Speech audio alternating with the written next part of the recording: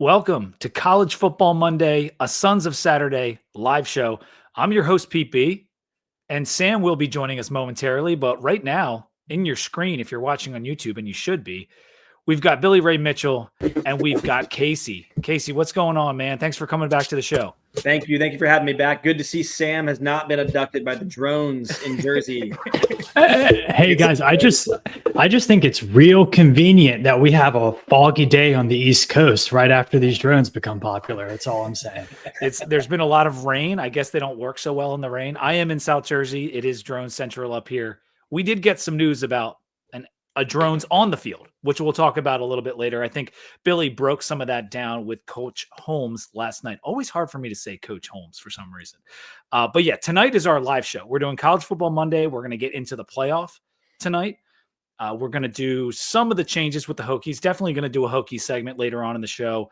Army, Navy, little Heisman talk, little coaching carousel talk. First, Sam, I need you to give me a cheers. And if you could I think you're tuned up a little bit on your gain. If you just want to hook me up with that and come down a little bit for us and then give us that cheers. Gotcha. I need to put a little mark on my microphone. My cheers right now is to this. I got to be careful. It's really full. Hot chocolate and bourbon. Oh, wow. Goodness gracious. An aggressive Monday night move. You having an all right time? Now I'm having a great time. Cheers. Yeah, so we do. I don't know if you guys know, I do bourbon on College Football Mondays now, beers for the Virginia Tech show. And this cheers is this tastes like Christmas. It's incredible. Wow. We're skipping the cheers over here. We had a good Christmas party Saturday night, and we had a few too many beverages possibly. So we're still recovering. Yes. All right. So we got Billy and Casey joining us from Charlotte. They are together watching some Monday Night Football, but also helping us break down some of these first round games. Casey is an Ohio State fan. So we've got some skin in the game here tonight in terms of previewing the games. I'm going to keep it middle ground. You can do whatever you want, man.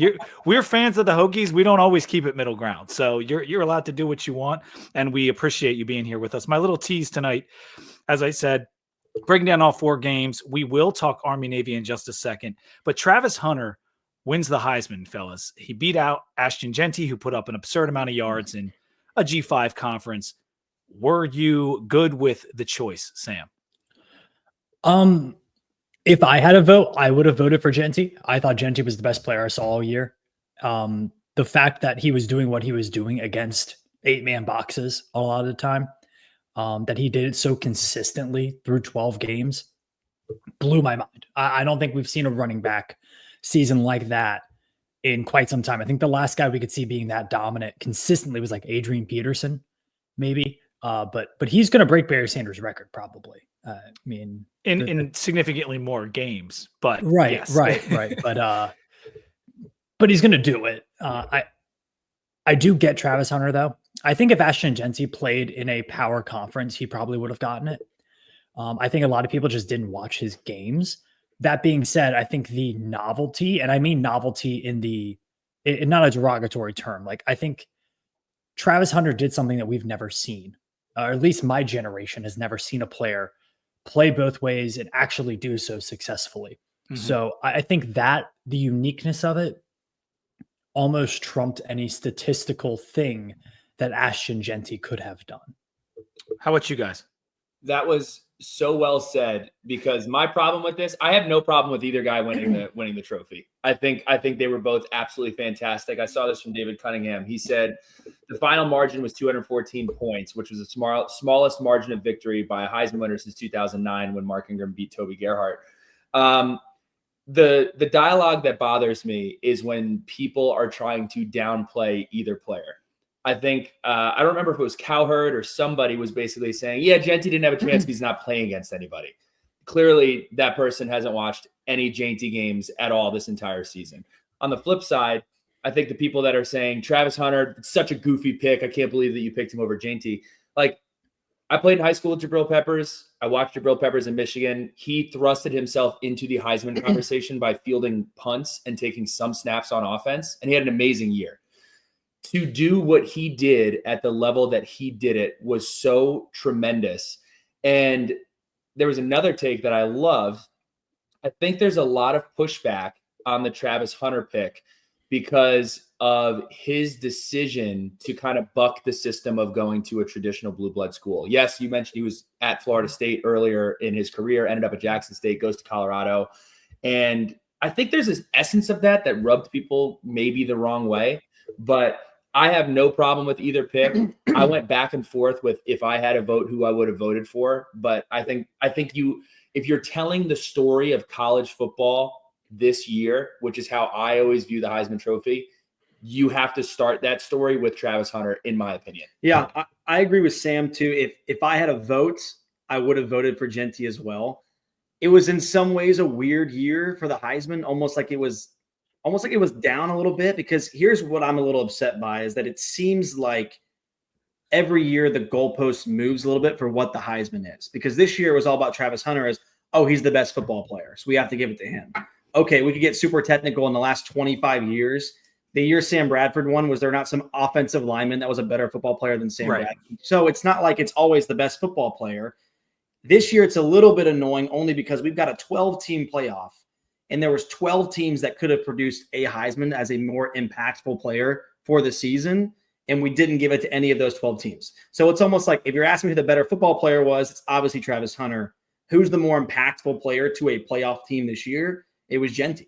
So it's almost like if the goalpost moves, is the Heisman supposed to be best football player, or is it supposed to be most impactful player? Because if it's best football player, there wouldn't have been 20 quarterbacks out of the last 25 Heismans that have won. I mean, so that was my only thing, is that we tend to move the goalpost on what the actual Heisman criteria is. So that's why I would have voted for Jeanty personally. Do you guys remember the Heisman campaign from Anti-Teo? There was a lot of that, like, well, he's so valuable to his team and he's so impactful that could he win it? Or Ndamukong Suh, some of these other defensive guys who should have won. And Ndamukong Suh should have won that. Yeah, there should have been multiple defensive players to win, but there's not enough stats, right? It's right, and that's what you need, and that's what Casey was kind of getting at there, and all of you were, is just that you need the stats. You need to be on a decent team to a very good team, and Colorado was definitely that. And you need to put up stats. And when you're playing both sides of the ball at the clip that Travis Hunter was, if you compare him to the only other defensive player to win it in Charles Woodson, like, the stats are off the charts for Travis Hunter. I mean, he had 14 touchdowns, like 1,100 yards receiving, 92 receptions. That is a fantastic receiver season and doesn't include any of the defensive stuff. Right. And the snap count thing is bogus, because he was very, very good to great on both sides of the ball. Jeanty racked up yards in a lot of games against bad competition. And it's great that, and he's awesome and he's very valuable to his team. And I agree, they wouldn't be in the playoff if it's not for him.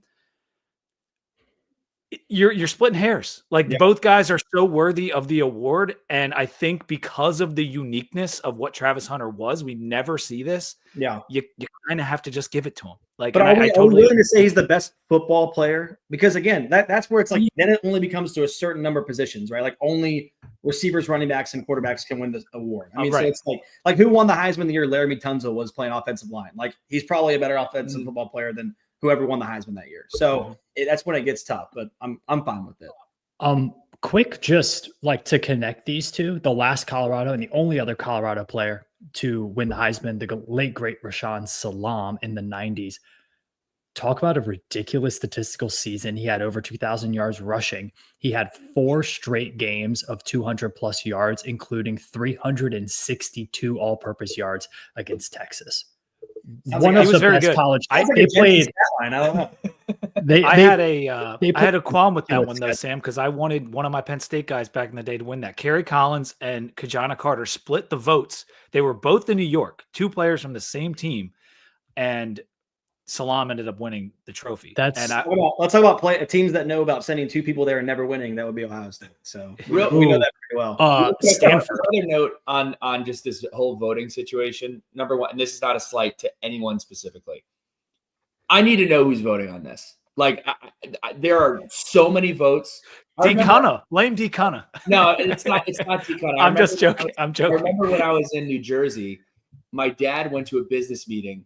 And he left the business meeting and he said, the guy who I was meeting with's wife votes on the Heisman Trophy because she knows somebody. She doesn't do anything related to sports, but she votes on the Heisman Trophy. So number one, I need that fixed. Yeah. Number two, I think it's crazy that Travis Hunter won the Biletnikoff Award. I think that was crazy. I think that it was just kind of getting too obsessed with the story of Travis Hunter. Honestly, when that came out, I thought that meant he was losing the Heisman. I thought there was something behind the scenes like he's not going to win the Heisman, so we need to give him the Biletnikoff. But the fact who should have won the Biletnikoff? Elijah Surratt? No, just who's the bro from San Jose State or wherever? I'm not saying that I have like a worthy guy, but I'm saying I don't think that you can split positions and then be nominated as the best wide receiver. Well, wasn't he not even nominated for the defensive back award too?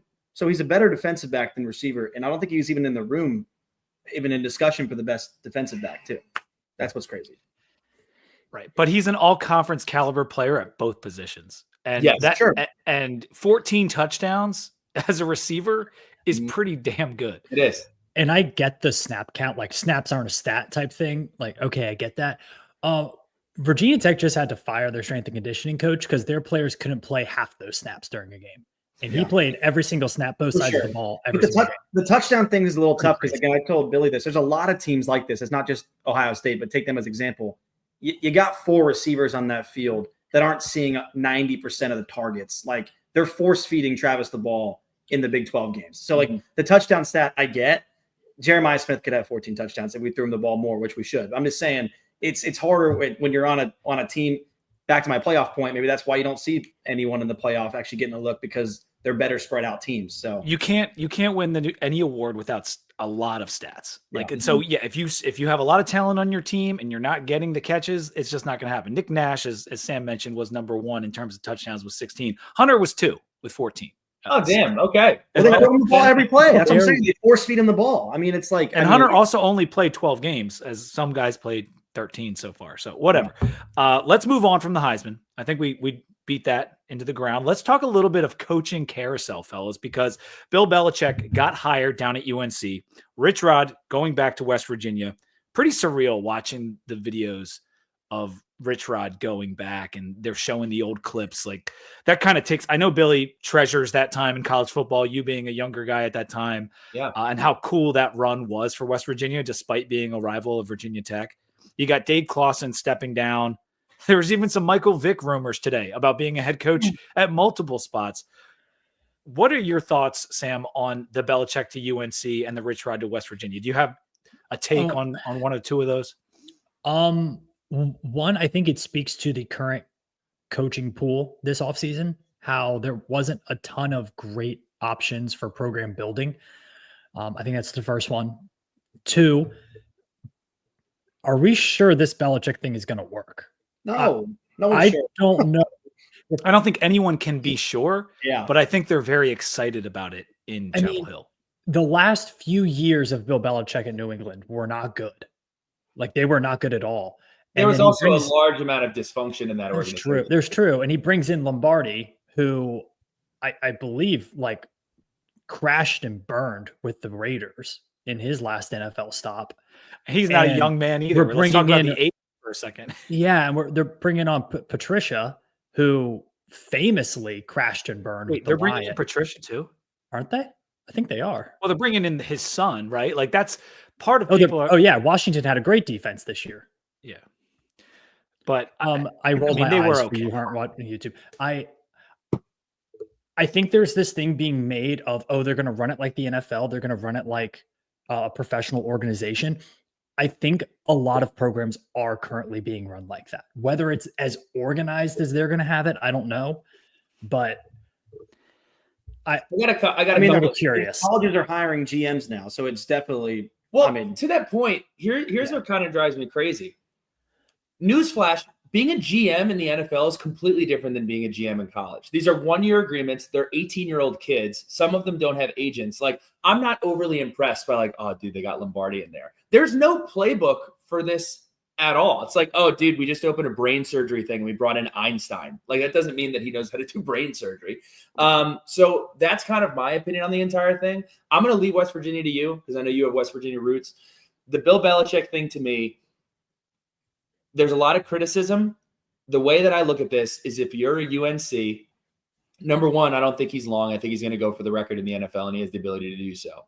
Number 2, why not? Like, it's not like you have a ton to lose here. You're kind of a program that has a bunch of potential, and they're not tied to needing to be good to make it in conference realignment. North Carolina will make it in conference realignment. So they don't necessarily have to. They're not like hair on fire, kind of like Virginia Tech is right now. We need to win so that we're on the right side of this conference realignment situation. They're going to be in the right side of the conference realignment. So why not take a super out of the box approach? And they're going to have a very similar, he doesn't have the same personality, but from an eyeballs perspective and the entire universe of college football looking at Carolina Chapel Hill, they will be doing that at UNC. It will drive interest to the ACC. So in that respect, I like it. It's better ratings. It makes our conference more interesting. I don't think it's necessarily going to work. The whole, he's got this plan and this manifesto. The guy's never coached in college. Not once, not for an hour. And he's 72 years old. I find this extremely bizarre and kind of hilarious that everyone is so excited about it in Chapel Hill. It's because of his name. But without Tom Brady over his career, he hasn't been good. And now he's way past his prime. He's an amazing football mind. He hasn't been good. I mean, he was a great defensive coordinator with the Giants. I mean, he's definitely. That's in 1992. I mean, come on now. I guess to your he's point, a great football mind. I'm not denying that. And to support your point, the sport of college football is moving further and further away from where X's and O's are a true differentiator. I was thinking about this today. Like a guy like Mike Leach, who wasn't a huge, like, great recruiter. He wasn't a great, fundraiser. He won games strictly on X's and O's. You cannot be a top 12 program strictly on X's and O's in 2024. That's not possible. So to your point, being really good at calling plays is not going to elevate you to being at the table at the playoff, in my opinion. And he's not calling any offensive plays to begin with. And also, like, how complex of a defense can you really run in college? Exactly. Like, can you run some of those coverages they were running with the Patriots with 18, 19-year-olds? Look no further than Ryan Walters. Like, he wanted to run something at Purdue. He didn't have the guys to do it. I think the thing that you can hang your hat on is guaranteed UNC will recruit well for 2 years. If he's there for 2 years, They will. It'll be on him to figure everything else out, but they will recruit really well. And to be quite frank, that's a great place to start. And I could be being hyperbolic I have a lot of thoughts on the coaching of college football, because this, for some reason, feels the most talked about year of coaching in college football that I can recall. It feels like the NFL. Every year in the NFL, hey, how many jobs are open? 9, 10, 11 jobs. And my firm standing the whole year has been in college football, who are you going to get? Like, take Ryan Day, for example, real quick. He's getting crucified. Who are you going to get to come in and run Ohio State as effectively and efficiently he's been? That's why I'm super, super giddy about the Rich Rodriguez hire for West Virginia, because it just proves the grass is not always greener. And both sides of that, I think, realize that they have messed up. You know who else is going to feel that way? Marshall University is going to feel that way, because they treated Charlie Huff like crap all year. And all of a sudden he came out and won that conference, and he had already committed to leave. So I love the West Virginia hire. To Billy's point, my whole family's from West Virginia, deep West Virginia and Marshall ties on both sides. I have aunts and uncles that still think Rich Rodriguez purposely lost the Pitt game because he was going to Michigan. They think he threw that game. No way. University. I'm telling you from their mouths, they think he threw the game. Do you think he might have not been locked in? Do you think that's preposterous? What do you think? I mean, think about it. Like we were talking about this in the car the other day. I don't remember the beginning of that season for West Virginia, but it might have become a thing where he did not anticipate being a game away from the national championship, and he'd already committed to go to Michigan. How do you win a national championship at a school like West Virginia and then you leave? I mean, so I'm not saying he threw the game. I'm just saying there are people in that state for the last however many years it's been that think he threw it. So that I think is some fantastic West Virginia. There's a level of vitriol that there's a level of hate, I think, that developed there that isn't really captured in modern college football because there's so much movement. Yeah. I am really interested. It's honestly though, amazing he's back. Sorry, Sam. Yeah. That he's back there because of how much they hated him when he left. Yeah. Well, also from that's really the only time, at least in my life, I know in the 90s and 80s, West Virginia had some pretty good teams, but at least in my life, like those Rich Rod teams were the only really good nationally relevant West Virginia teams. Yep. Yeah. And they were like really, really good. Yeah. And they were Big East, so they weren't Power 5 at the time, but they were close to being Power 5, right? Yeah. Or like I was just thinking, I don't know the comps that you see someone go from a Power 5 to a Power 5. Like it's almost like Brian Kelly leaving Notre Dame for LSU was a little bit like you're kind of leaving a top program for a top program. That's the only other one I can see someone really jumping ship from an almost national championship team. It doesn't happen too often. I mean, the Brian Kelly one, when it happened, everyone was shocked. And who knows what will happen with their current coach, because teams are going to come calling for Marcus Freeman too. Yeah. And that's something Billy and I have talked about in the past. But I don't want Marcus Freeman, by the way. Don't want him. and Sam brought this up to me, that the Ryan Day thing, and when we get to the preview, this is going to come up only because if Ohio State doesn't win a national championship, there's already the pitchforks have been out for a couple of years. And with this loss, with the size of the margin and, what the spread was and everything going into it, if he doesn't win it all, a lot of Ohio State people want him gone. A lot of them want him gone already. And if that were to happen, the dominoes that would fall in the coaching would be even more severe, because we haven't had so much craziness because guys are hiring retreads. They're hiring out of the G5. But if that happened, Ohio State's not hiring some G5 guy. They're not probably hiring an NFL guy. Well, hold on. I know you don't want this to be the case. What would you put? Because I know Hartline is a guy that you want to be the coach eventually. If for some reason that job is open, do you think there's a chance Ohio State hires from within? Because that's the only way you avoid a just insaneness. The only within hire they would make would be Brian Hartline, but I'm there. He's not getting fired. He's not getting fired. The only person that I would fire him for legitimately, and y'all, it's Urban Meyer. That's the only person that I would give the keys back to, because I think that you'd have to hand the controller back, hand it back, and then and then do the same thing you did, but with an Ohio guy, right? Like the biggest knock on Ryan Day is, and I do believe, and I'm trying to teach Billy a little bit more, and everyone knows how big the rivalry is. It legitimately is. It's different. Like people in Columbus would rather lose every single game than lose to Michigan every year. They would. And my biggest fear, and call me if I'm wrong, I don't know of another program that hasn't had a backslide in the last 20 years. Bama obviously is one that hasn't started from nothing. Like even take Georgia. When we're younger, Georgia wasn't really a national power. Now they are. Florida won 2 national championships and has backslid. Florida State almost won no football games this year. LSU. Like, I want to win national titles and I want to win the Michigan game. I also like winning 10, 11 games a year and getting top recruits. So you get Ryan Day out of here. You bring someone who's tough, quote unquote. Maybe they beat Michigan every year, but they lose 4 games. So you're taking a risk you're taking a leap. I don't know. They're not going to get rid of him because of that reason. And again, to the point we just made, college football's changed. You don't need to be the X's and O's guys. You got to be the CEO of a giant conglomerate. Everybody knows, they talk about it every day, $20 million roster. You have to manage the fundraising. You got to manage the donors. You got to manage a lot of stuff. So you have someone who's been there, and I know we're on a Ryan Day tangent. I'll get off in a minute, but to this second, he has the same exact resume as Kirby Smart did his first 7 seasons. So Kirby's 1-6 against Bama. He hadn't won a title in his first 6 years.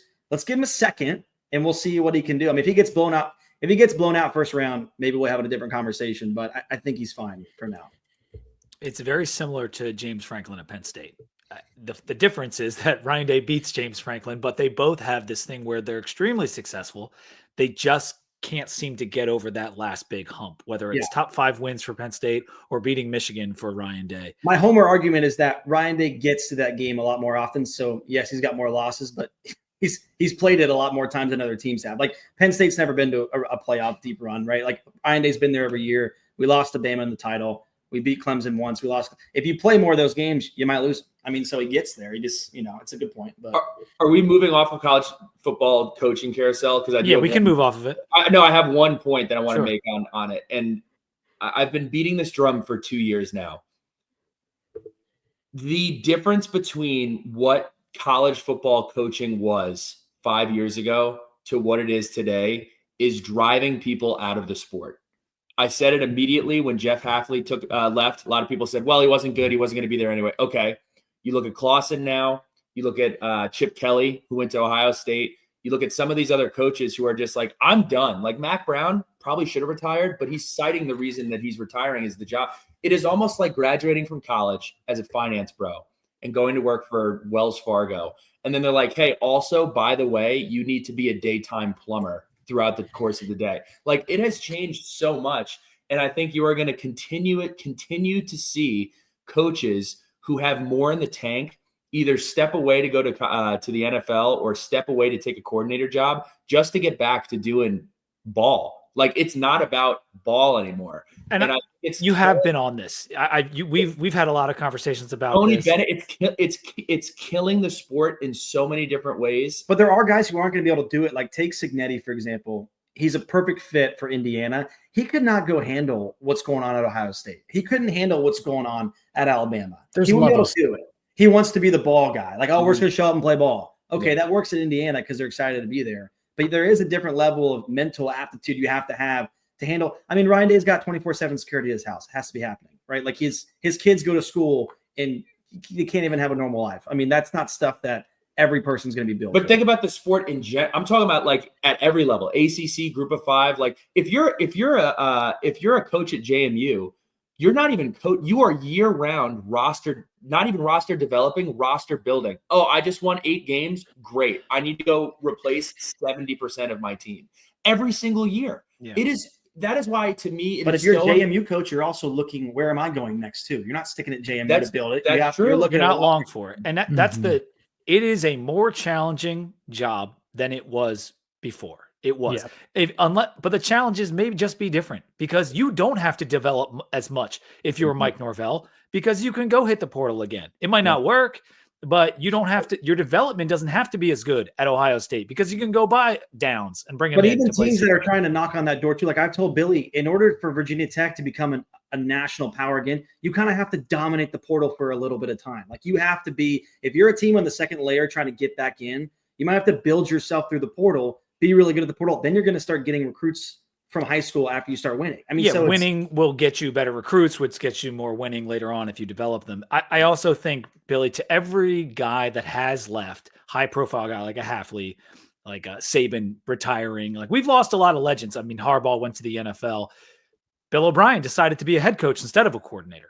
You know, kind of wish he would have been the coordinator. But I'm just saying, there are other examples, and a lot of the young up and comers trying to make a name in the business want to be head coaches. Guys with big egos, they want to be head coaches. They don't, and maybe they won't do it forever. I just think it's a different challenge. It's just there's a lot of responsibilities, and it's a mess right now. I think in a few years it will be easier. That's a great point, because take, like, real quick, Brian Hartline, for example. He's not even the official offensive coordinator. He's making $1 million at Ohio State. He loves Ohio State, but he's starting to knock on the door. Like, I think he went to West Virginia to interview for that job to scare Ohio State into Billy's point. He might be the only one they would give the keys to if they got rid of Day, just because they're afraid to lose his recruiting ability. So there's so many different aspects of the coaching. Like, if you're a dominant recruiter, you can't lose that guy. I will also say the craziness of the job now is a lot easier when you're winning. Because like Chip Kelly, I totally get that career move from a life standpoint. Like, he was losing it at UCLA. Jeff Hafley was not doing great at Boston College. You look at who was the other example? Like, Mac Brown was struggling, but then Mac Brown got fired. Let's not act like Mac Brown left because he decided, I don't want to do it. He got fired. He wants to. It helps my argument. Yeah, but with Dave Clawson, like, Dave Clawson did a pretty darn good job at Wake Forest. I think it's a bit overrated by the media. But like, Dave Clawson didn't have, like, NIL was a thing. Dave Clawson didn't have this issue when he was going 11-3 in the ACC that one year. He had the issue once he went 6-18 in the ACC in his last 3 years. That's the thing. Like, if you start losing, and this is just human nature. Like, if you start losing as a coach and you're like, I have to climb myself out of this hole in this environment, no, thank you. Yeah. Jumping ship. It's harder to have. And it's a good point. I don't mean as a, like, oh, Dave Clawson, like, took the easy road out. Like, not like Tony Bennett. That was way softer than. If Robert Irby was on here, we'd be going at it. But you're right, Sam. Now, when you lose and you have a bad season or two, the hole becomes too large because of the portal to dig out of, and it may cause more guys to resign rather than I mean, look at Yeah, Marshall's fired coach. or Marshall's moving on. coach is walking into a brand new team. Their whole team's in the portal. Marshall's what do you coach do? is walking into a team that I actually have rated below Kent State in my Yeah. model. And they I just don't- won the Sun Belt. That's Which is- because he committed to that. Like if he was a free agent right now, I think he would get a better job than some. Yeah, of the why rest. would you not go out? Like, why would you not get the Purdue job after that, right? I feel like whenever you win a group of 5 conference, you typically get the lowest level Typically. 4 job. I mean, No, he went to a crappier job that has been nothing since Brett Favre. I'm exaggerating, but it's been nothing for a long time. yeah. It's because of they were forcing him out, and he wanted a landing spot, and so he chose a landing spot. So crazy. That's a rabid fan base, even though it's crazy. I mean, the Marshall fan base is weird. Like He was that. on the tech hire list. Yeah, he was. Oh yeah. And that was Oh, his yeah. second miss. Yeah. All right, the portal is open, fellas, and guys are hopping in at a faster clip than just about ever. And we're not gonna spend too much time on this because I want to get to the previews and stuff. But there are 1,800 guys in the portal already, about 180 committed. So 10% of the 1,800 are committed so far. Auburn, Ole Miss, Texas Tech are all making moves. Even UVA got a quarterback today. Something baller. Billy kid's put in the baller. chat. Yeah. They might not have an O-line to protect him, but he's a good player. Jackson Arnold heads to Auburn. Drew Aller announced that he's coming back to Penn State, and subsequently the backup is out of there for the playoffs. He's not going to play in the playoff game, so Penn State now dealing with a razor thin margin at QB. Sam, you had something to say on the portal, I think. I have a few things to say on the portal. First off, let me talk to the fans of college football, of which I am one, as well as the fans, like most people listening, probably Virginia Tech. I'll talk to you too. You can't complain about the play on the field and then go cry about those players then entering the portal, because those players aren't going to magically get better over the year. Like they kind of are what they are. They might get marginally better year over year, but they're not going to get that much better. So when you yell at a player all year saying he sucks, and then that player goes in the portal, you can't cry about that player then going in the portal. Like, stop that. Stop. That's just nonsense. And that's not directed at anybody, but it's just nonsense from college football fans. I can think of a few. I like that take. Second play. Stop worrying about how much money these guys are making. You're not paying them. You might donate a little bit to NIL. Some are. Some are. $10 a A month. vast majority are not. 555 club. It's like tastes for Chipotle, dude. That's a good lunch. You're not the one writing a 6-figure check. Maybe you are, and I think at that point, then you're need to get your willing nose in pay it there. in the first place. Yeah, things are worth whatever the market pays for them, and the market is paying this much for them. And you might not like it, but just don't cry about how much these guys are making, because it doesn't really matter. I'm gonna. I know this is a longer-winded conversation. My biggest problem with it, or a couple of my biggest problems with it, are number one, I feel like the gap between fan, former player, or alumni and the people that they're watching represent their school is becoming wider and wider and wider. The experience that all of us had at our different schools is vastly different than the experience that the student athletes are having now. And those student athletes may not even be having that experience. I'll speak for just myself. My Virginia Tech career, I played 80 snaps of football. The transfer portal existed and NIL existed. I would have been App State, Marshall, just bouncing around, getting a bag at every one of these schools. And I feel so bad for these kids because they don't have the experience of whether it's going through something difficult or making the connections that you make. I look at my life at Virginia Tech and all of the jobs that I've had, all of the friends that I have, all of the experiences that I have are so closely tied to my experience at Virginia Tech. And it makes me sad that they don't get to experience that with their different schools. Yeah. And the reality is, these are large sums of money. If my kid was in college, why would I not tell my kid to jump in the portal every single year if he's a starter? Why would I not? Even if he stays at the school, if you enter the portal, it's basically open season on you to be recruited somewhere else. And you have the fallback of going back to your previous school. So that is my issue with it.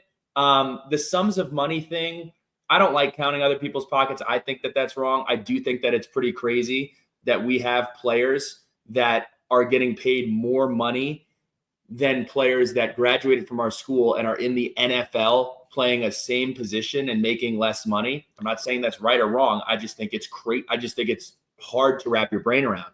I think that the one thing that is true, whether it's 5 years, 10 years, or 15 years down the line from now, we will look back at the amount that some of these kids are making in good for them, and we're going to be like, I can't believe that happened. Yeah. Because there's just no regulation, and right, we exactly. don't even know the exact amounts in a lot of these cases. We're about to. We're about to potentially know because of the House case and everything that's coming down. And Billy, I think you made a great point about, hey, maybe you would have left. And then maybe you wouldn't have the network connections to get that job, because most of these guys aren't playing the NFL, the pro and something other than sports. 90%, 99% are not playing NFL football. So you need networks. You need to know people. And it's not saying you couldn't find them at your last stop, but the longer you are somewhere and you become ingrained, you get to know people, friendships are better. I think in some ways this stuff needs to happen to protect these kids from themselves and the bag chasing, because if you $100,000 now, it's not life-changing money. It could, you leaving, that could affect, a job that pays you $200,000 for 20 years. There's so much that goes into it that when you choose a school, and that's the place that you chose coming out of high school, why are you flipping in 1 year? You put so much thought, you and your family, into that decision just to uproot it because you're not playing. I want kids to get paid. I do. And I think they should. It's long overdue. But I do think the idea that you're just going to go to a new school every year because of the money, I think in the long term, that may be detrimental. Those are just great segues to the third pillar of my little soapbox here. Stop it with the love letters to the school that you're leaving. We do.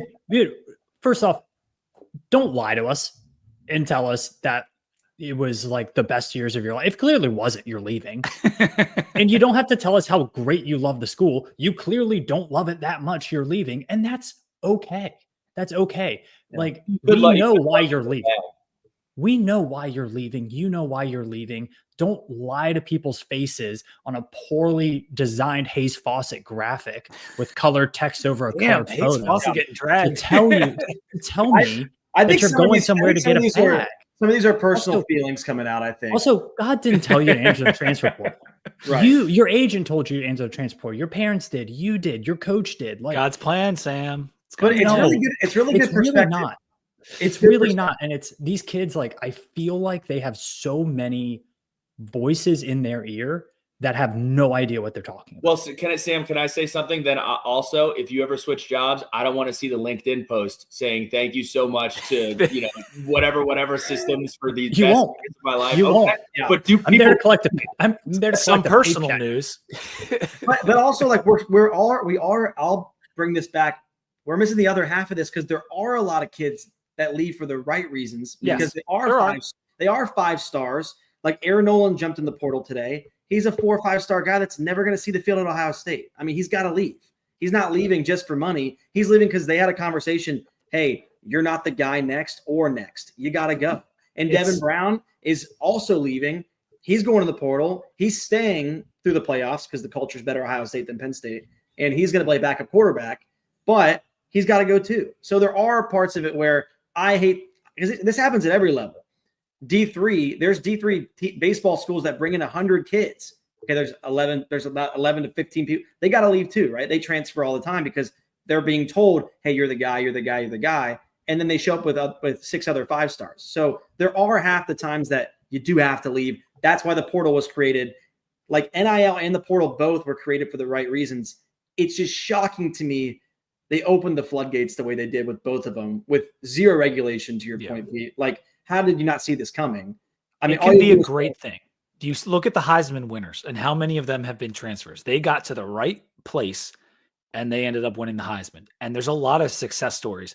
Khalil Herbert made it to the NFL because he came to Virginia Tech and was able to showcase his skills behind a great offensive line. I think all you have to do is put a snap count on it. And then you go back to the old transfer rules, right? If you're playing an X amount of snaps in a season for a team and then you want to transfer, you go back to the old rule where you sit out, right? Because again, the kids that want to transfer because they're not playing, let them go. You might have just fixed it. But you got a safety that's playing every snap for Ohio State. Caleb Downs, thank you. We love you. Thank you for coming. But like, you played every down at Alabama. Why are you transferring? You can't do that. I mean, if you play enough snaps, there's no reason to do that. Oh, There are a lot of ways. Mike Holmes with a comment here about simple fixes, transfer, one-time penalty, free, and then regardless of graduate status, and then only one transfer window over the summer period. And that would, instead of in the middle of the season. But there's so many issues, and it's such a complex thing, and they just decided to throw up their hands.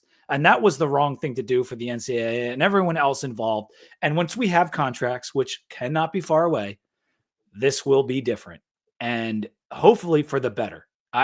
I don't know that, but it can be a great thing. It can be a bad thing. You have the guys that have transferred 3 and 4 times, and they're a nomad, and it cannot be good for that young man to be bouncing around. But other guys have found success, found the right home that they should have found the first time. So we could talk for an hour about this. Dude, I would have been an absolute mess of a person, 18 to 22 years old, if I bounced around schools that much. Mm-hmm. And I think most people listening would have too. Yeah. I can't imagine that. I look at, on the basketball side, like Joe Bamisil, who ended up, he's now at VCU and flourishing at VCU, doing awesome. He's like, look, I had a lot of people in my ear that were telling me to do all these things. And I was 18, 19 years old. I didn't know better. So I ended up going to 2 different high schools and 4 different schools in college before landing on it, all because I let other people like control me, tell me what to do. And they didn't have my best interest. Yeah.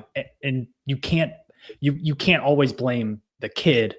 At the same time, you are an adult, and you need to like, you need to figure it out. There needs to be adults in the room. Like there are different levels to adulting, and it's a shame that a lot of these kids do get taken advantage of, but we do need to move on from the portal, fellas, because we got some stuff to get to here. Before we get to the preview, I want to mention the fact that Navy smacked Army. Navy jumped out to a 14-0 lead. Sam's bummed. Billy's pumped. Thanks to an interception. Billy had all his money on Army. Don't let him fool you. I did have all my money on Army. 14-7 at the half, Navy. But the second half was more of the same of the dominating Navy defense. Daly turned it over 3 times, uncharacteristically, just 52 yards rushing for Bryson Daly. Never expected that. 2.7 yards per carry, only 179 total yards for Army in the game. Horvath was awesome. 204 rushing, 107 passing, 4 total touchdowns. I think for me, guys, Army couldn't rev it up twice. Like, they had their American championship game at home against Tulane. They win that huge game. And a week later, you got to play the big Army Navy game. And I just don't think they could do it 2 weeks in a row. Can you imagine how they would have, like, if somehow Army or Navy were to have beaten Notre Dame? I think it would have been unfair. Let's just say it's Army, to ask Army to win the AAC, to win the next game, and then to win another game a week later. Yeah, you're right. A week later, or even if they had to bye. It's such a siloed issue with these two teams. I agree with you. I think Navy outcoached them. I think they out-rested them because they had the week off. And then they also they out-efforted them. And I want to say this about the Army-Navy game. It's one of my personal favorite rivalry games because of all the pageantry. I do also think that the physical violence of that football game is underrated every single year. And it's not just because they run the triple option. There are car crashes going on the field all over the place. It is I love that game. It's almost like big time rivalry games make you do weird things on the football field. I don't know. It's like, you just change your approach because you're big rivals on the other side and weird things happen. I don't know. Yeah, I mean, that's by far the slowest I've seen Army. Like their offensive linemen were not firing off the ball in this game. Like, they looked dead tired from the first snap. It wasn't like, it was from play one. And I also think Navy kind of like schematically had them in a blender all game on both sides of the ball. Definitely. And I was not expecting that at all. But, congrats to Navy for playing probably their best game of the year. Like, that's the best they've looked against good competition all year long. And I do think as we transition into playoff talk too, I'm a little worried about some of these teams that like Texas, where you played a really tough rivalry game your last week. Then you played a really tough championship game and lost. Now you have to play a good Clemson team. And if you win that, you have to play a team in Oregon who's sat at home and had a bye. And we're in uncharted territory in college football because we've never seen that. This is a lot of games. It's a lot of games, and they're not normally this close to the end of the championship game season. Whatever, you know what I'm trying to say. And one last note on Army Navy. Was this the best Army Navy combined year we've had in like 20 years? I mean, I'm trying to think of the last time they were both this good. I want to say that it is impressive. It hasn't been at the same time per se. Usually one team is pretty good and the other team's not very good. But I have to tip my cap to Ken Niumatalolo, who did it for a long time, Coach Munkin, who's been doing it since he's gotten there, and now Coach Newberry. You can't overstate how difficult it is, especially with the NIL and with transfer portal now, to win at those schools. So I am overwhelmingly impressed with both programs. I parlayed every week Army and Navy to cover, and I think I won 8 out of the 12 or 13 weeks. That they played great ball, and I think the differentiator is culture. There's not as much player movement. You got a certain kind of kid at both of those schools, and they're very, very well coached. So yeah, I agree with you, Pete. It was fun to watch, and I think college football is more fun when both of those teams are good. Mm-hmm. Yeah, it is incredible that Army won the American. Like, it really is incredible. The most combined wins for Army and Navy since like 62 or something. Wow. Yeah, I knew it was rare. I think it's since one of the like Staubach years. Yeah. All right. So as I said at the top of the show, fellas, College Football Monday is brought to you by Jack and Coke. You can see the can on your screen watching on YouTube. 2 legends, 1 can, Jack and Coke. The #1 cocktail in the world is now available in a can with Coca-Cola, Coca-Cola Zero, or even Cherry Coke. Yes, they have the Cherry Coke as well in your local grocery and convenience stores. 2 legends, 1 can, ready to drink. And when you're having those Jack and Cokes, please drink responsibly. Let's get to the fun stuff here, fellas. Playoff preview. I've got the odds. I'll go through them, and then we're going to go through each game with like a brief kind of preview. So Oregon is plus 350. They have the leading odds as of today. Texas right behind them at plus 360. UGA plus 500. Ohio State plus 500. Penn State 550. Notre Dame 700. And then it drops off a cliff. And the first team on that cliff is Tennessee at plus 2,500. Beyond that, it's plus 4,006, whatever. So Oregon's your favorite. And all the other teams like Texas, UGA, Ohio State, Penn State, Notre Dame, they're pretty close in there. Notre Dame being plus 700. Our first game, Indiana at Notre Dame Friday night, ABC, 8 p.m. I'm so excited for this because my entire life I've been waiting for a real college football playoff. Ever since those 1994 Penn State Nittany Lions didn't get a chance to play for the national title, and I asked my dad why. Not having a playoff befuddled me as a little kid all the way to today. And it's not a +1. It's not 4 teams. This is a real 12-team playoff, and I couldn't be more excited. So Notre Dame, 7.5-point favorites. They're taking on Indiana. And Sam, I'll go to you first. I think when we were talking about upsets, this wasn't one of the ones where you felt like the underdog had a good shot. But what is the case potentially for Indiana winning this game? I really think Indiana's best bet is Notre Dame having a game like they did against NIU, where offensively they just don't show up.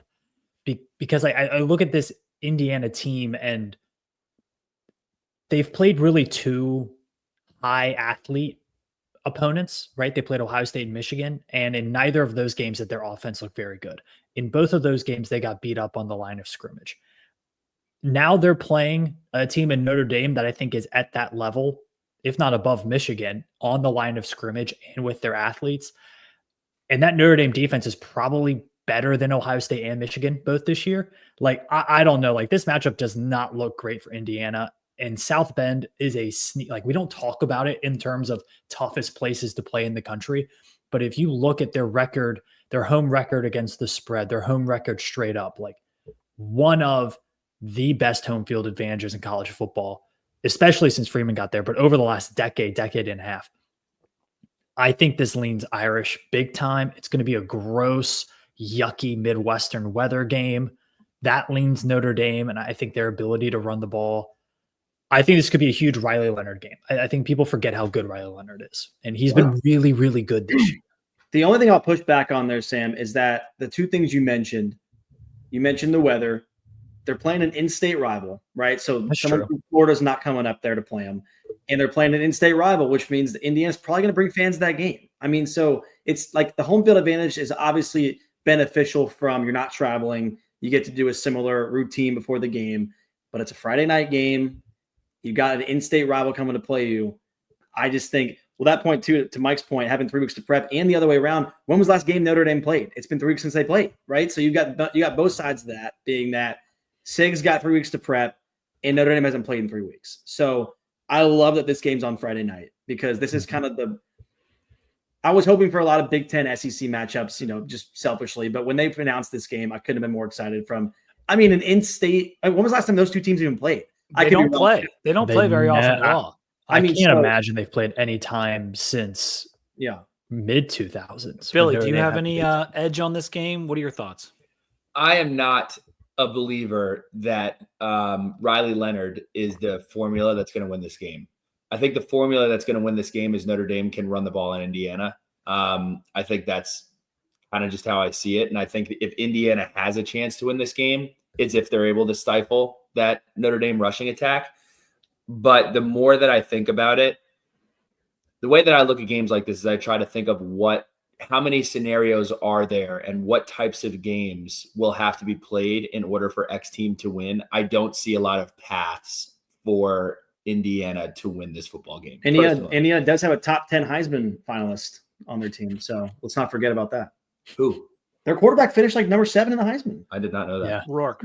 Rourke was the number 3 quarterback nationally in QBR this season. Number 3. And that is opponent adjusted. So don't overlook Curtis Rourke in this one. And don't overlook Cincinnati to do weird stuff. Like it's their style points here, right? Like you can win 3-0. Like you could do weird stuff. It's going to be interesting. My case for Indiana would be, we know Notre Dame's strength is running the football. They're third best rushing offense nationally in yards per carry. Indiana, number 1 in the country and rush yards allowed per game, number 1. So they are preventing the run better than anyone else. I know the schedule is something to be said for that, but even against Ohio State and Michigan combined ran for under 200 yards. The two of them combined ran for under 200 yards on Indiana. So if Indiana can stifle Notre Dame's run game, they'll have a great chance. The problem for Indiana offensively is that Notre Dame has the best passing defense in the country, statistically. Passing efficiency allowed, they are the best. And that's a problem for Curt Cignetti. So I think this is going to be a defensive battle. You're going to see a lot of running the football from Notre Dame. Leonard is the best running quarterback in the field. Levitt and Cade Klubnik are okay. Leonard is a premier running quarterback. I think that potentially gives Notre Dame the edge, but I like Indiana to cover this game. I really do. So what's the line? 7.5. 7.5. So we picking winners around. Who is anyone taking Indiana? I'm taking Indiana. I think it's going to be a weird 17. To win outright? Yeah, I think it's going to be a weird 17-19 kind of football game. I could see it happening, Casey. I really could. I don't like upsets like this is like a 13 seed making a run. They're all football teams. They're all close, man. When you look at the stats for a lot of these teams, they're all top 10 in so many categories, offense and defense. I think because it's the tournament, everyone's using the term like upset. Like if any of these teams win, it's really not that shocking to me, I would say, at this point. I just love how you're getting strength on strength in this game. You're getting the good rush defense of Indiana. You're getting the good rush offense of Notre Dame. You're getting the good pass defense of Notre Dame. So there's lots of players to watch. It's Price and Love from Notre Dame. It's Elijah Surratt, Ellison, Lawton on defense. On offense. And then Kamara on defense. He had 10 sacks for Indiana and a ton of TFL, that defensive end for Indiana. So just some players to watch. That's the appetizer. Let's move to Saturday, because on Saturday at noon, we got SMU going to Penn State on TNT/HBO Max. Terrible. Penn State 8.5-point favorites. I'll go to the Queen City boys. What do you guys have in this game? Because I think a lot of people think this is the game where the favorite's going to win and cover no problem. Like that's what most people think about Penn State against SMU. Well, who's calling these games on TNT? Who's announcing these football games? Charles Barkley. No, I don't. That would be insane. Awesome. Would watch. Yes. It's actually just different stars from different HBO shows. Okay. Yeah, we got Sydney Sweeney hopping on the call. I'd be a fan of that. I personally think that the widest spread, the largest margin of victory is going to come from the Indiana Notre Dame game. That's my opinion. I hope that's not the case. It's so hard because if Penn State went out and played the way that Penn State normally plays against Oregon, I would have 100% been on SMU. But Penn State impressed me so much in how they played against Oregon that it throws like a wrench in how I view Penn State. On top of that, you got all these kids from Texas and Florida and Alabama and Arkansas going up to Pennsylvania. Mm-hmm. I think that I have no read on this game whatsoever. It's the least sexy game. There's a reason that it's noon on the Saturday. I mean, there's a reason. Which is a disadvantage for Penn State, in my opinion, being at noon with that home crowd and home environment. We know how electric it gets at night. Now, that will be the most lopsided from fans, though, I think, because I think that Indiana's going to travel, Tennessee's going to travel. I don't know about Clemson's traveling because they couldn't even travel to Charlotte for the ACC championship game. But so those other two games, it's probably going to be 90% Penn State in that stadium. Yes, that's my thing. My issue, like I haven't bet yet on this game. I'm probably going to take Penn State.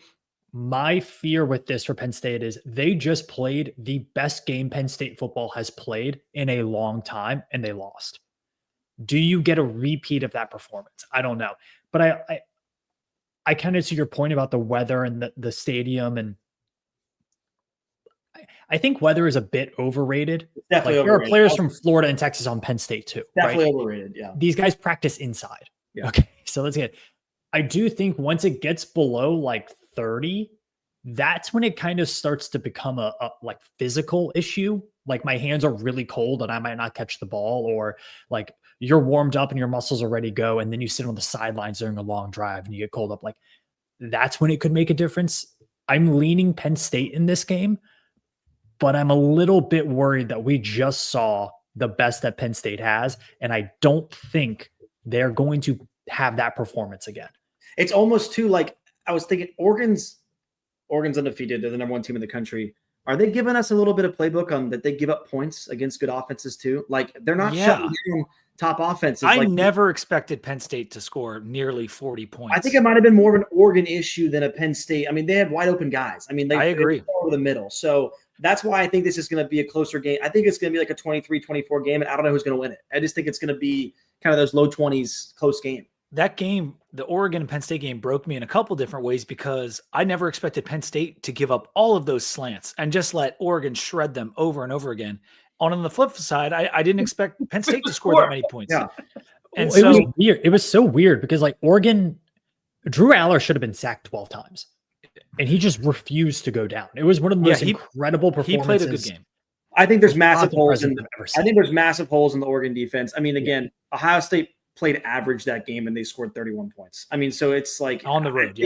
I think Oregon is showing us some holes. So that's why I think maybe it's a little inflated that SMU has a real chance to go in there and win that game. But are we ignoring the fact that SMU was lucky to even come back against Clemson because they are so mistake prone?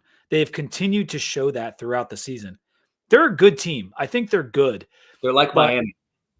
Yeah. And, you know, it's funny because people will to rip on Notre Dame's schedule, the rip on Indiana's schedule, the rip on SMU's schedule. Penn State's schedule gets poked at. Like everyone apparently has played nobody, Paul. Yes, if you're not in the SEC, if you're not in the SEC, they poke at your schedule. I mean, that's just the way it goes. But Penn State, they're known for their defense. I don't think it's as elite as it's been in years past. It's still very, very good. Abdul Carter, 19.5 tackles for loss this year.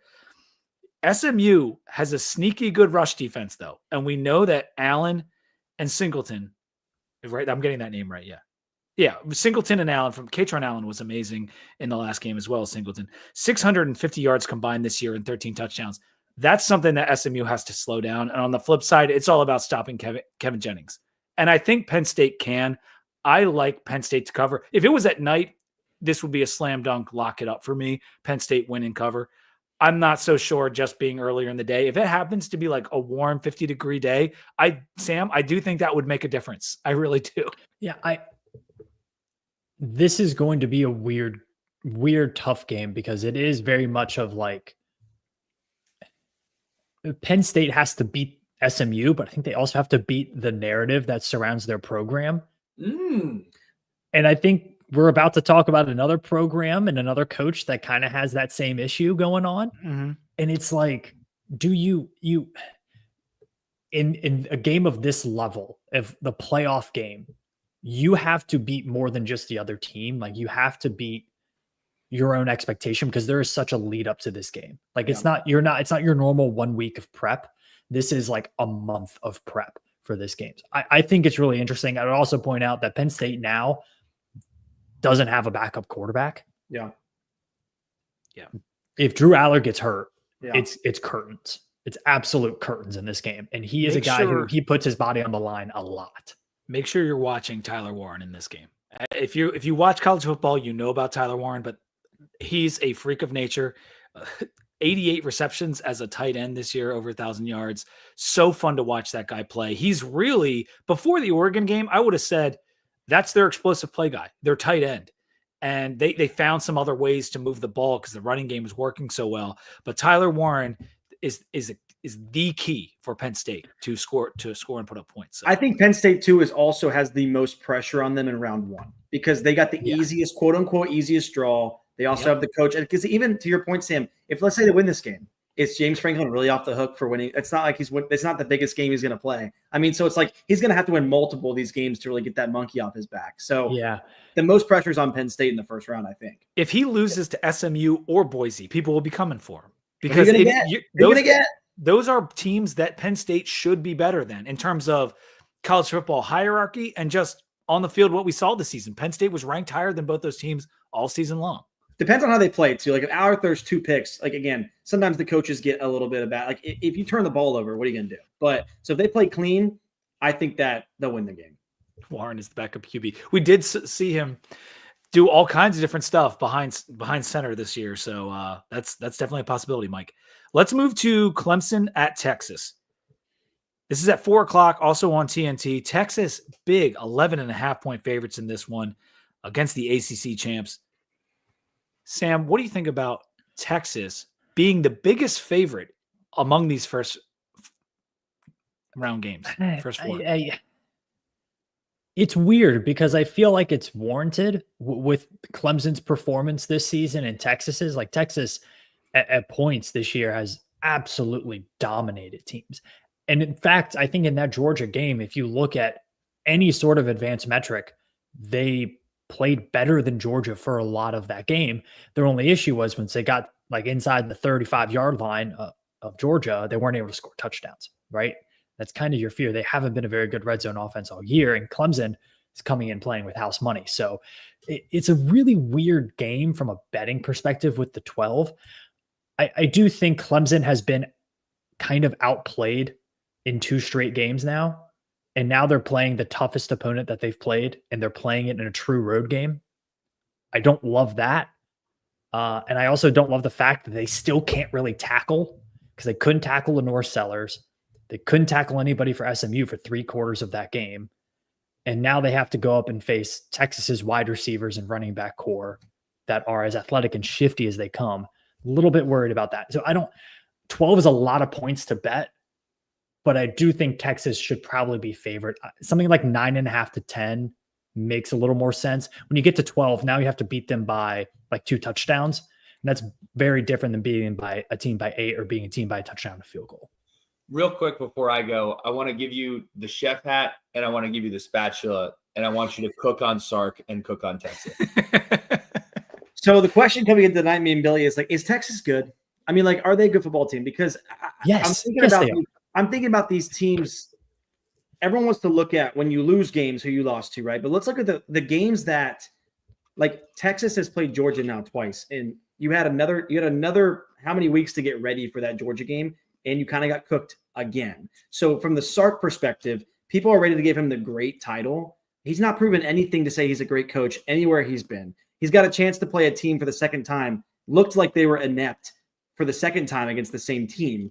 I understand, yes, they've looked good on offense in certain points, and they look good on defense in certain points, but when they're bad, they're bad. So they haven't done anything for me that has proven, okay, they beat Texas A&M, but A&M had their downfalls as well. So first of all, I was upset when they got the 5 seed personally. Second of all, I don't know what they're doing to warrant the 12-point favorite and to warrant the 5 seed and to warrant everyone being like, Texas is a great football team and coaches are good. He hasn't shown me anything yet. Like, what are the big games that Sark has won that these other coaches are getting heat for when they lose them? The Bama game last year. They won Bama last year. They won the Big 12 last year. And they won, and that was big. I don't disagree with the point on the whole, though, Casey, because this season, Texas has not ever really impressed me. And when we're watching that SEC championship game and the ball's in Quinn Ewers' hands, I'm waiting for the pick. I'm waiting for the mistake the entire second half. I think that's what you're seeing more than you're seeing Texas isn't good. Yeah, where are you ranking Ewers? And we're ranking quarterbacks right now. Like, where are we ranking him? I mean, well, he's the second worst quarterback among these like first round games. But he's the second worst quarterback on Texas. That's good. He's 33rd in QBR nationally. A lot of these guys, Leonard is 14th. His opponent, Cade Klubnik, 15th in QBR. He's 17 spots higher than him. I just think that Texas has been the beneficiary of the media machine telling us all year how good Texas is and how it's Texas's year, and all talking about how talented they are and everything else. And I'm not saying they can't. I am simply saying they have not to this point. Watching the Georgia-Texas game in the SEC championship was one of the most brutal displays of offense and adjustment. Both games this year, we sat there and I said, this is bad football. This is not. No, it wasn't good. It was not good football. People say 6-3 first half. Like, oh, this is great defense. No, that was trash football. Reminds me of like so many mistakes. The Rams-Patriots Super Bowl game. Oh yeah, where it was like just bad, just disgusting. I also think too, though, like Texas has pretty clearly had the best defense in the country all year. I think they've only given up over 2 touchdowns twice. Who have they played? What stat are they ranked number one? Whoa. We can't say who have they played to every team in the country. Second best. They're number passer one rating allowed in terms of pass defense. They have a very good pass defense on Texas. Number one schedule adjusted EPA defense in the country. What is that?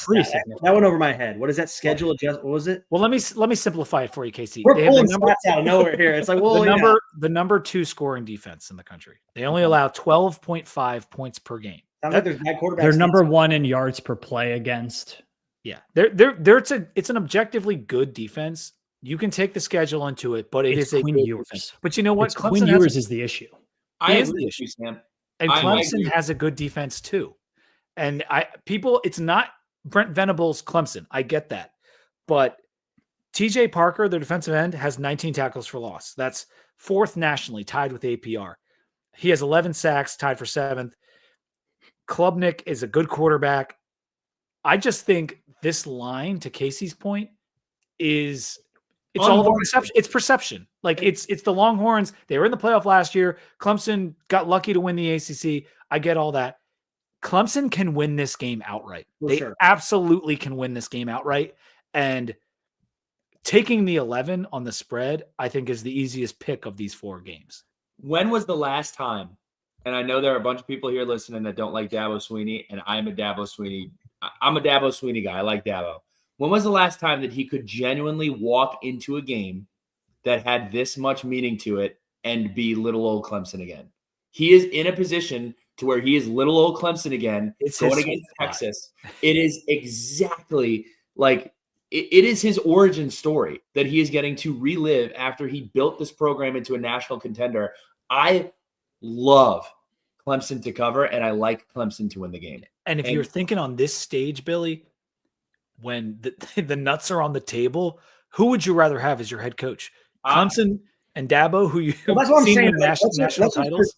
Let's pretend Clemson wins this game. Sark needs to start being talked about as like, I don't know, big games. He kind of like goes away a little bit. He needs to be into that conversation because he bought himself some time with that Bama win. He did. The Bama win was week 2, wasn't it? Beginning of the season? Or am I tripping? I mean, Bama made the playoff and he went into Tuscaloosa and beat them that year. We're just talking about beating Bama in a regular season game as like they were like a program changing win. They were like 4 inches away from no one beats Bama at Bama. Like it doesn't happen. Like it's so rare. I think it is. Yeah, I mean Kirby's 1-6 against Bama. To put a bow on it from my perspective, I need to see something from Texas. We've been waiting all year. I need to see something from Sark, and here is his opportunity. I am just sick and tired of so many people coming out outright and saying, "Oh, Sark is one of the best coaches in college football." I have yet to see it yet. I guess like that's the thing too, is like you guys can disagree. But after watching the Big Ten championship and the Texas Georgia game, why did Texas just get that 5 seed locked up? Like I don't know.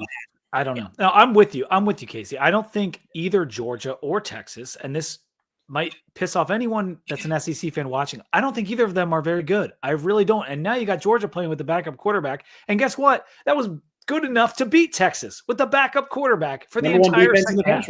Yeah. So Klubnik's legs, to me, will be the difference if Clemson's able to cover and or win the game, because that is breaking down the defense in a way, because I don't think Clemson and Antonio Williams are going to be able to pass like crazy on Texas. I don't think that's going to happen. I think this is going to come down to a few big plays, and it'll probably look similar to the SEC championship game. Can I say one more thing on this? This isn't football related. It's just Texas related. Has anyone else had enough of Matthew McConaughey? No. And it's not his fault. I like Matthew McConaughey as himself, but the media and the screen time has gotten completely out of It's a bit much. It's a bit much. I mean, this guy, they're acting like he invented chicken salad. Like I personally he invented tuna salad. A 3-hour live podcast. Oh, the tuna salad clip. Oh my God. I forgot about that. I need 3 hours in the middle of my day of Matthew McConaughey zooming in to a podcast with Pat McAfee. That's what I need on my TV. Yeah. Well, have we even listened to him try to talk? I mean, I'm missing it. Has he had an intelligent conversation about football with anybody, like on screen? Like, I mean, they're acting like he's a good football mind, at least a little bit. I mean, I don't know if they act like he's a good football mind, but you're gonna ask the celebrity. You know who's a good football mind? Chalamet. Timothy Chalamet knows ball. I don't like it. Strikes is the kind of guy. He's like, run the flea flicker. Run the flea flicker. He strikes was that kind of guy. You know, like why are we running no flea flickers? Yeah, look, they won't see it coming. He strikes me as that kind of mind. So are we ready for the big one? Sure. Are we ready, Casey? All right. Saturday, December 21st, number 9, Tennessee at number 8, Ohio State. This is in the shoe, 8 p.m. ABC. He'll be there. Are you going? Oh my God, that's awesome. I will be there. Me and apparently 70,000 Tennessee fans, they think that are going to be in that stadium. You know, Ohio State 7.5-point favorites. So I said the thing about Penn State. In my perception of the way people look at these games, I think most are dismissing SMU and Penn State as the best shot to cover. But a lot of people like Ohio State too, and they're throwing the Michigan game away as mind games. Like Ohio State played mind games on themselves. Casey, how do you perceive this matchup, and do you think there's something to that mind game against Michigan State? I do, and I've told Billy this. Like they were texting me day of the game, "Hey, you're going to blow them out. You're going to blow them out." I said this will be a 1-point game. Like, did I expect to lose? No. Am I shocked we lost? No, because I'm not trying to make excuses. It's just extremely fluky game from Ohio State in a way of like people are saying, you know, that we lost. We gave up 60 yards that game, right? The defense is 100% there. If it's not Texas, it's Ohio State's defense, right? Like. It was not a defensive issue whatsoever. It was clearly a coaching offensive scheme issue. I like Ryan Day a lot. He's got a weird chip on his shoulder for some reason about this Michigan thing when none of the Ohio State fans are asking him to be tough or asking just to win the game. I think he realized that. Today, Chip Kelly came out and said they totally messed that game up. So I would like to throw that away, hopefully, for this game. The reason I feel good about even a potential cover, I was telling Billy about how I think this is going to go down. Tennessee's going to get into the red zone. I think they have the dynamic players to throw the ball, to run the ball. Ohio State's red zone defense is really tough. So I think you're going to see Tennessee settling for some field goals early to get points on the board. I think you're going to see Ohio State do the opposite with the kicking issue that they have and the aggressive issue that they're going to go into. I think you're going to see them go for it a lot on 4th down in the red zone. I see us putting up 4 touchdowns. I see it being like a 28-20 game. Now, again, all that could be wrong, right? Because Ryan Day might come out and say, screw it, we're doing the same thing. We got to run the ball. So I don't think the weather's going to be a factor because all of our kids are also from Florida, Texas, California. I will say, I saw CJ Stroud go to Michigan 3 years ago. That was, you could see on his face, it was the coldest football game he's ever played in his life. So I will say, I don't know what the coldest game Nico's played before. I did see a clip that the Tennessee receivers were cold at Georgia in 55-degree weather because their heater wasn't working and they were complaining, allegedly. So maybe the weather will play a little bit of a factor, but it could go one of 100 ways. It just depends on which coached team. If Georgia Ryan Day shows up, we lost that game. We put up 42 points, right? If that team shows up, we should be totally fine to win this game because we're the most talented team on the field, in my opinion. I think 7.5 is just too big of a number for this game. I'm really curious about that. So from a betting perspective, I would go Tennessee. And I think if there was one to pick just because of that, if there's one to pick the underdog to win outright, from a numbers perspective, it's probably this. But I'm a little bit worried about Tennessee's offense. Have not had that many. They've been playing a lot better the last few weeks, but the competition has kind of gone down. Like it's been Kentucky, it's been Vanderbilt, it's been UTEP. And those are not great defenses. This is such a more difficult task and is much closer to that Georgia game. And they were up in that Georgia game and they were like, it was 10-0. They were in control. And then they just crumbled on defense, their pass defense specifically. And then the offense, I think, started to feel a bit of that pressure. They started to feel the game slip the other way. And you saw drop passes, you saw penalties, you saw Nico miss some throws. Like, I'm a little bit worried of the exact same scenario happening in this game where Tennessee, like player for player, hangs and is maybe better. But then if like things start to go the other direction, Tennessee does not look like a team that can survive that. Well, to your point, the games that they have lost and or played close, they're giving up big numbers through the air. I mean, they gave up like 300 yards against Arkansas through the air. Yeah. So if we're not sitting there saying that we have arguably the best receiver in college football, he's 18 years old, but Jeremiah Smith's absolutely dynamic. You've got Emeka Egbuka and you've got Carnell Tate. If you're not utilizing those guys in the right way for a defense that gives up 300 yards to Arkansas, then again, it'll be another coaching issue. I think if we lose this game, it's going to be coaching again, unfortunately. Pete B is a known Chip Kelly hater as a big Eagles fan, and he has been on the Chip Kelly. I mean, he cut Deshaun Jackson in his prime, and he traded away Shady McCoy in his prime. So he's an idiot. I was shocked by the old school and the stubbornness this year. I was a little surprised by it. And in that game, I will say too, I'm sorry, but go ahead, Sam. You hired an offensive coordinator who's a run-first offensive coordinator, and you paid a buttload of money for 2 running backs. Yeah. And that you're probably I hate to say it, you're probably going to get a lot of running the football in this. But again, also Will Howard is a runner. He is a runner. Primarily, like he's an okay passer. He's a good runner. And I think, yeah, but like if you put him in pass-only situations, it's harder to throw the ball, right? Like that's a problem with Will Howard. Is like that's what Tennessee's going to do, by the way, because both Ohio State and Tennessee have elite rushing defenses, elite, and Tennessee is number 7 in TFL per game. They're going to be getting after the quarterback. Will Howard is going to be forced to win this game. And all you have to do, if you're Ohio State, if you want to put up some points, is throw it to your receivers. Throw it to Jeremiah Smith, throw it to Egbuka, and you'll be fine. For whatever reason, in the Michigan game, there was a lack of emphasis on getting the ball on the outside to your playmakers. And that's what needs to happen in this game. Nico, on the other side, is going to struggle because of how good Ohio State's defense is. Now, he just played his best game of the season against Vandy. If you get the Nico that I saw against Vandy, Ohio State could be in trouble. But that was pretty much a one-off. He has struggled so much this year to be that elite playmaker. But if he is... They actually gave him the Heisman in week 3. They were giving the Heisman in week 3. It is because weird. They crushed NC State, yeah. You know, I'm in a vacuum when I listen to stuff. I get it. But it seems like all anyone's talking about is Ohio State's offensive issues, coaching issues.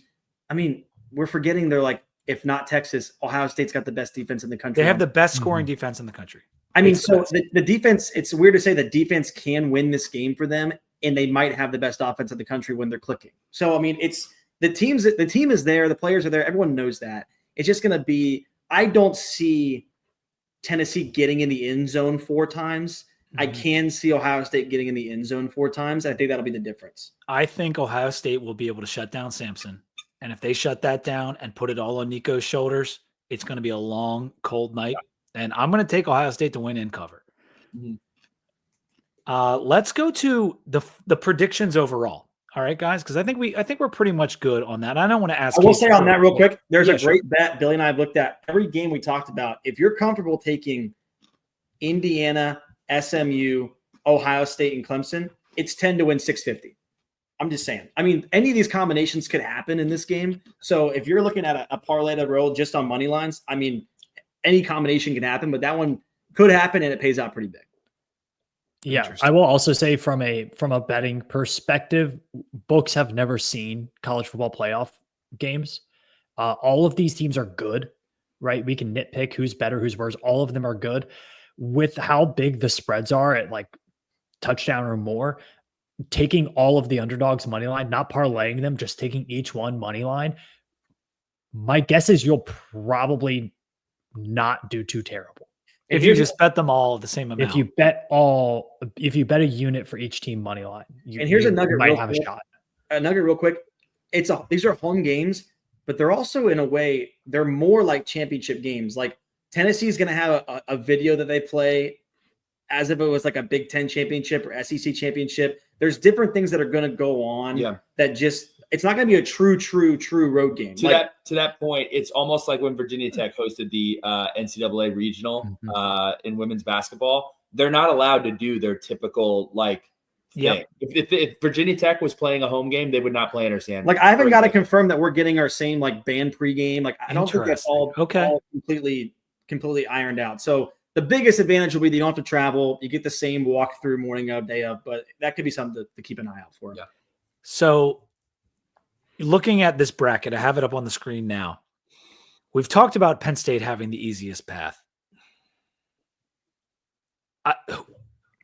It's hard because we're trying to project one winner and then the next, but I have to ask Billy and Casey, like me and Sam did this last week.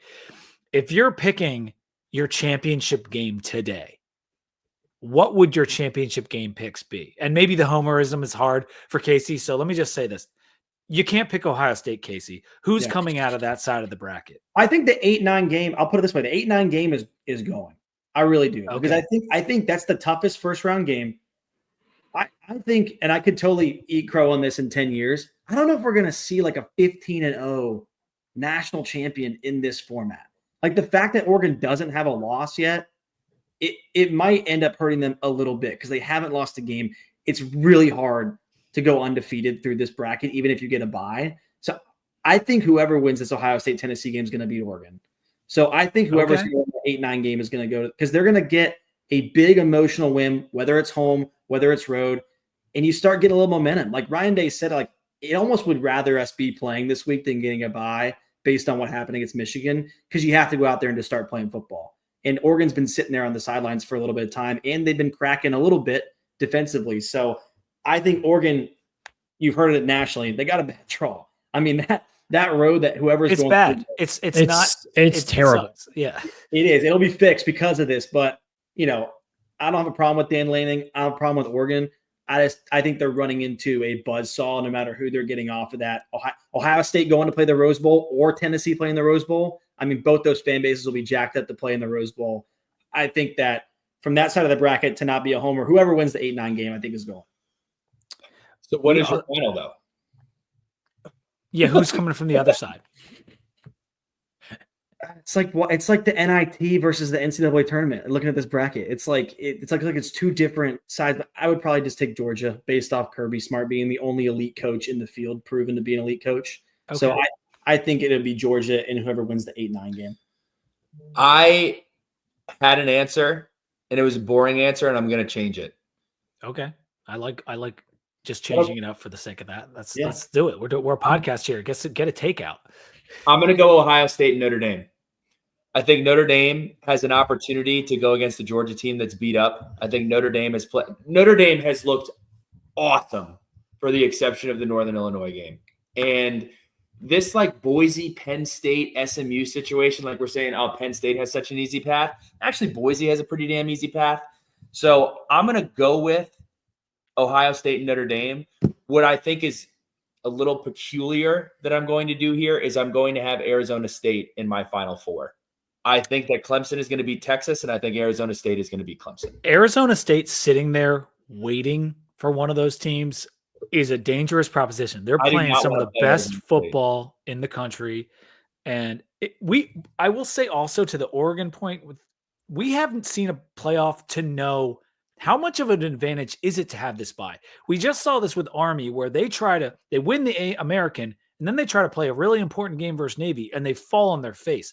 Like Ohio State beating Tennessee or vice versa and then playing Oregon. Can those teams get up? I know it's 2 weeks apart, but like that's still really challenging. And so I'm very curious as to how the buys look.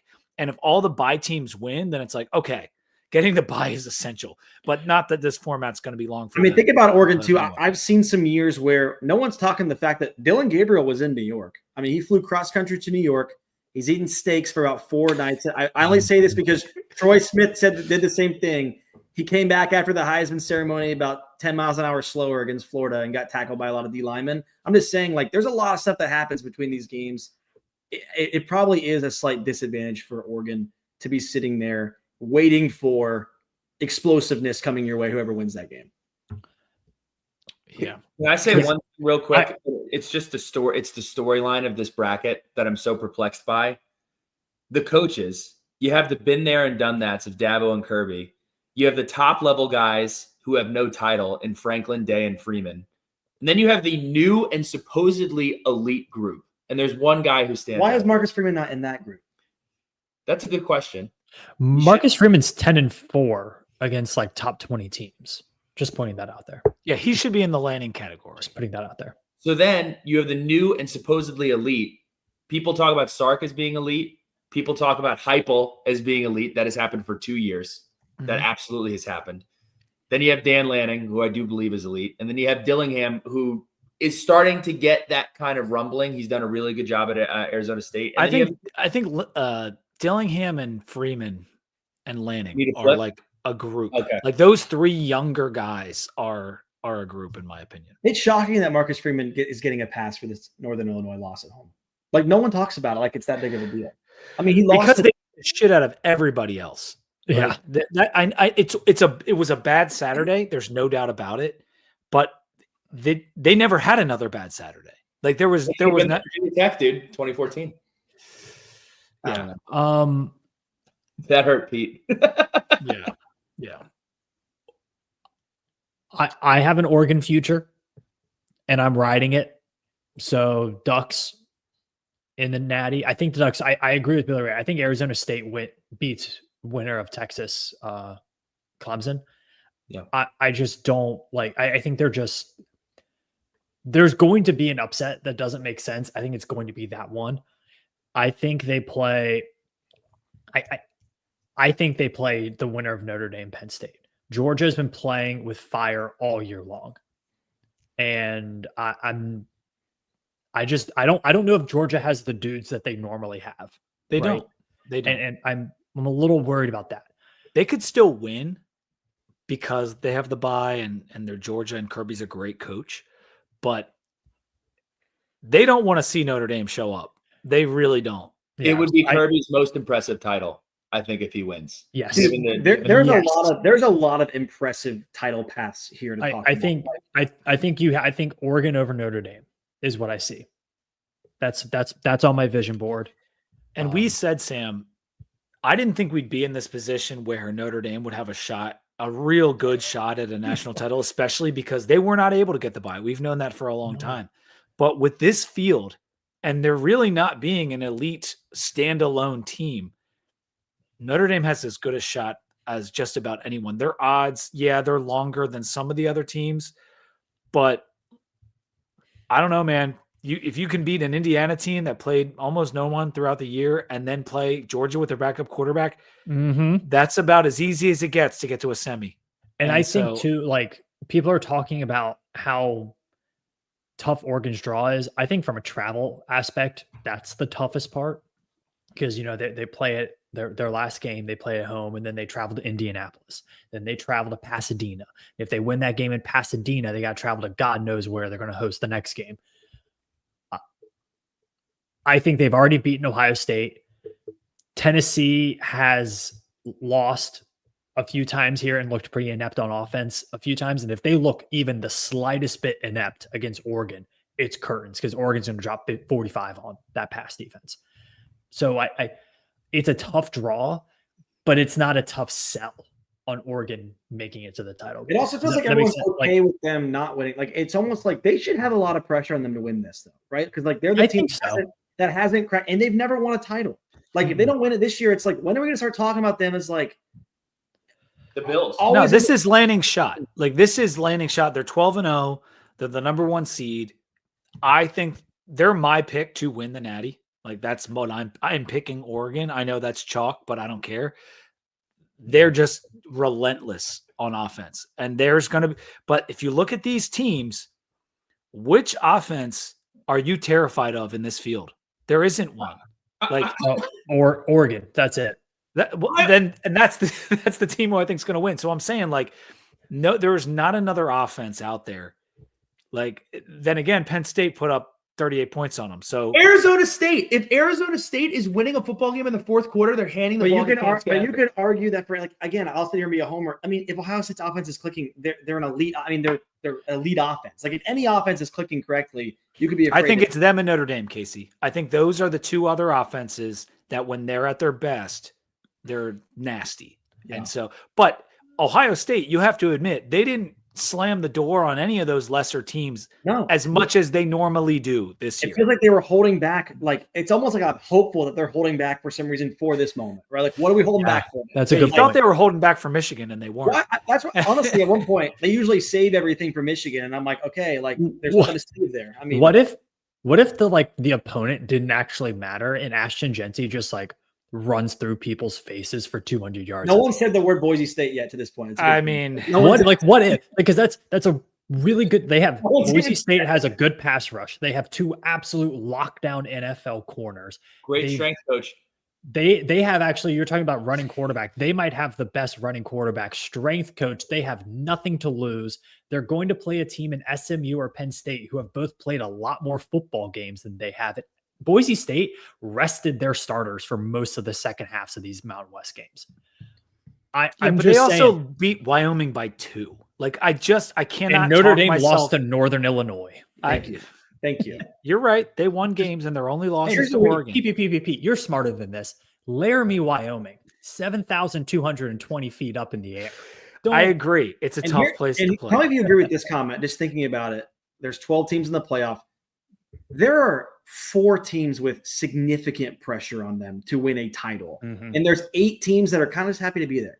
Like, I think you could argue Oregon has serious pressure to win a title. Ohio State has serious pressure to win a title. Penn State's got serious pressure to at least get there. And I would say Notre Dame's got pressure to get there. And Texas. But Texas almost feels like they're almost happy to be there. Penn State has to get to the Final Four. Right. Like Franklin has to get to the Final Four. Like or what, though? Are they going to fire him? I doubt it. No, but there's going to keep like the narrative's just going to keep bubbling. Like you want to try to kill the narrative in some way. And they're not going to kill it unless they at least. He's not beating the allegations, Billy, unless he gets to the Final Four. I have to say, and Pete and I have said this on our show, like I guess this is our show, but we've said this all year. Absolutely nothing would surprise me with this. No. I think the teams are too close. They're too close. So who would have the most? That's the question. Who would have the most impressive run if this team were to win the title? Arizona State. I mean, yeah, you could say Boise because Arizona State 2 years ago was in the depths of hell as a program. You guys don't see what he's doing, and I think he has a case. I just think again, homer take the 8-9 game. If someone runs the table out of that, they got to go to Pasadena to play Oregon. They got to go to Texas to play Texas, and then maybe to Atlanta to play Georgia. Again, damn, homer take, but that's an impressive run if Ohio State or Tennessee were to do it. I think if we look at this, if Tennessee does it and they get the plus 2,500, Casey, yes.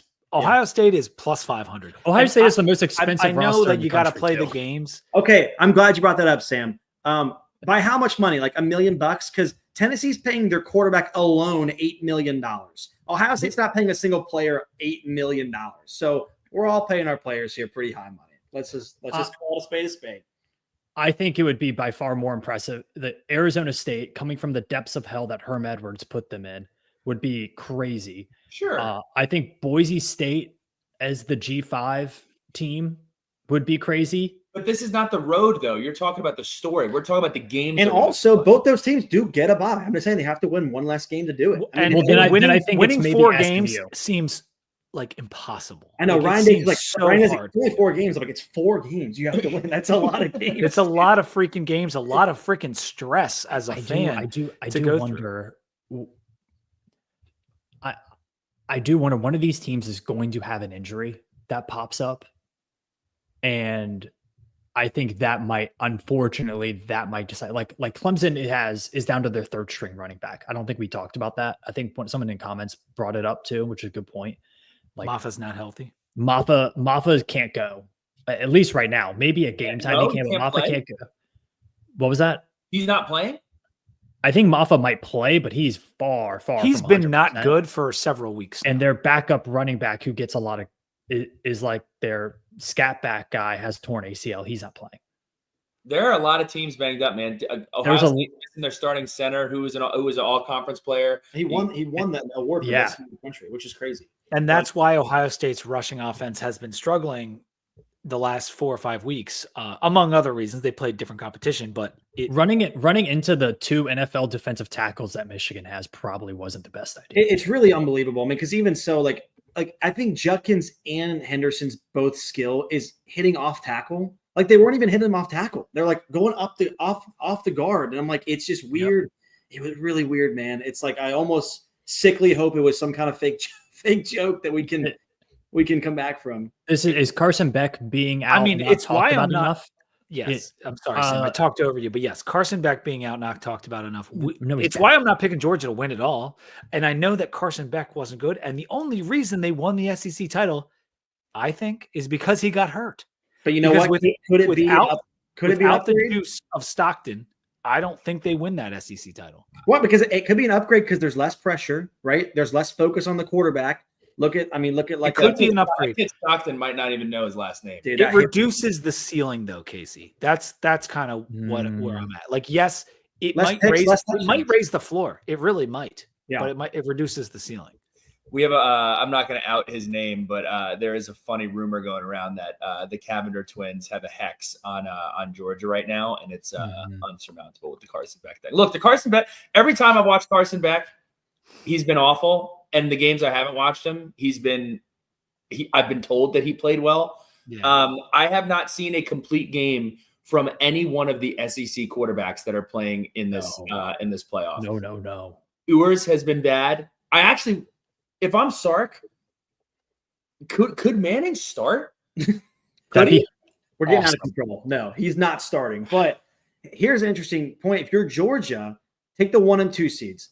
Oregon should be afraid of 3 teams on their side. They should be afraid of Ohio State, Tennessee, and Texas if they get any of those. If you're Georgia, like, who are you really afraid to play? Like, I understand Notre Dame. They're not afraid. No, they can be dynamic. Penn State can be dynamic. But, like, if you're Georgia, you're still, like, you should have the expectation that you're coming out of this side of the bracket, in my opinion. You should have that expectation if you're Georgia. But with their current state of affairs, I don't think they're, like, any better than Notre Dame or Penn State. Like, it's a coin flip. It really is. And like I said before, if they get Indiana, I do think they're going to walk over them. If they get Notre Dame, which is a weird thing to say because it would have mean Indiana beat Notre Dame, but every game is different.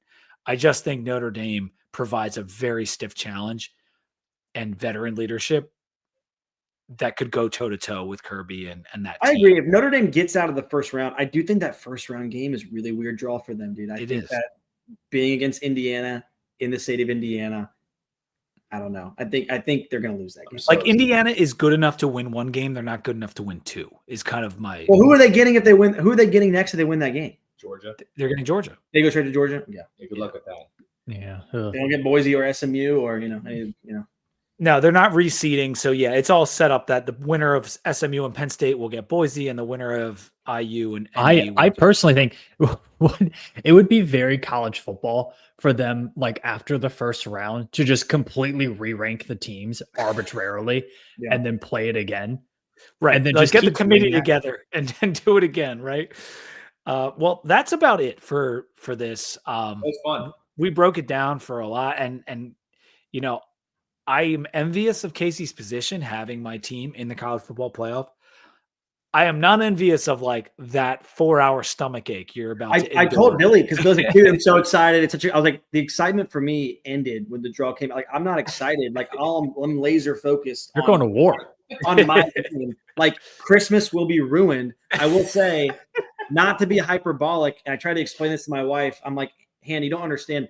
This is the most dramatic football game that'll ever be played in Ohio Stadium to this point, because there's been no game ever played in December in this stadium. We're getting an SEC team to come to Ohio State in the first round of the first ever college football playoff. We're going to have a really, really, I'll put it, passionate fan base coming up to our place, tailgating for about 8 hours. It's going to get aggressive. I mean, you got two really passionate fan bases. Yeah, Tennessee travels well. And it's not that far away.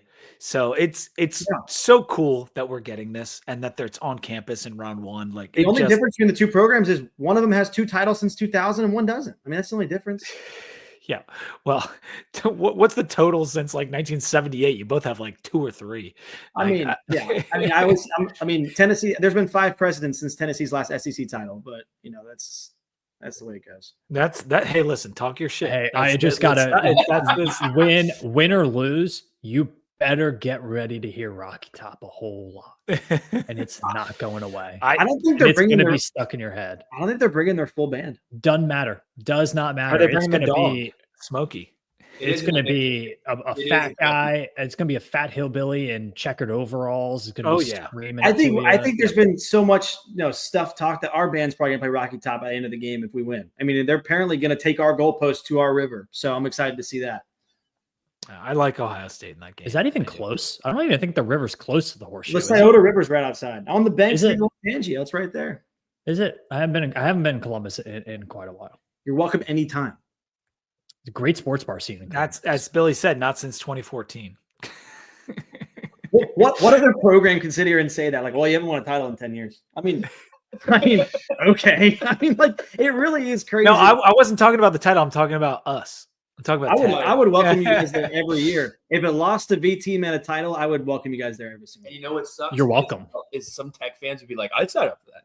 There's a lot of pressure, on me because if for some crazy reason Ohio State was able to win this national championship, I mean, it sounds you will crazy. be insufferable. There's only 3 programs that would have 3 national titles since 2000, and would have a 17-5 record against Michigan. Who is to say anything at that point? I mean, you really can't. So I need this more than ever. Let's just put it that way. If Ohio State doesn't get to the Final Four, or this season was an abject disaster because when it started, it was Ohio State, it was Oregon, and it was Georgia. Those are the teams that we thought would be there at the end. And, those 2 losses, it's created this moment in time for Ryan Day where, like, he needs to put up or shut up. And every team's beatable. Every team's beatable, Casey. And I don't think, like, you having to play Oregon rather than Boise, it's worse. But Ohio State is good enough to beat every team. And here's why I'm hopeful is because the last time we were in a similar position, we went to Atlanta to play Georgia. That year, we had a defensive issue all year. We gave up 48 points. But Ryan Day came out and we scored 42 points in that game, or 40, whatever it was. You get that attitude after Michigan lost, I think we're going to be in a lot better shape than we were that year because we have a strong defense this time. So, but if he shows up again, that's the only way I would want him out, is if he shows up and openly has not changed his mindset or scheme at all. It's a big problem. All right, that'll do it for the playoff talk. Sam and I are going to do some VT Corner. We're going to let you guys get to Monday Night Football. We've already chatted for a while. Thank you both for being here. I cannot wait for Friday and Saturday, man. It's going to be great. Sick. All right, later, buddy. Thanks for having us, guys. Appreciate it. See y'all. Okay, Sam. quickly, let's do some VT corner. Coaching changes, portal news. We've got a bunch of it. I will start with both Kyron and Pop are coming back to the team. Did you ever see a world where we'd get both of our quarterbacks back? Yeah, because that's like normally how college football works. It's very normal to have a quarterback who ends up getting injured. The backup comes in and plays well. The injured quarterback gets better in the offseason, comes back for his senior year. And then the guy who would then be, he would come and start his junior year. That's very normal college football. And the transfer portal has completely poisoned that idea. I think a lot of people's worries about this are from there's one side of you that says quarterback competition is good. And that's true. There's another part that says, oh, do we want to be paying for two guys? I don't know how much money either of these guys are really commanding.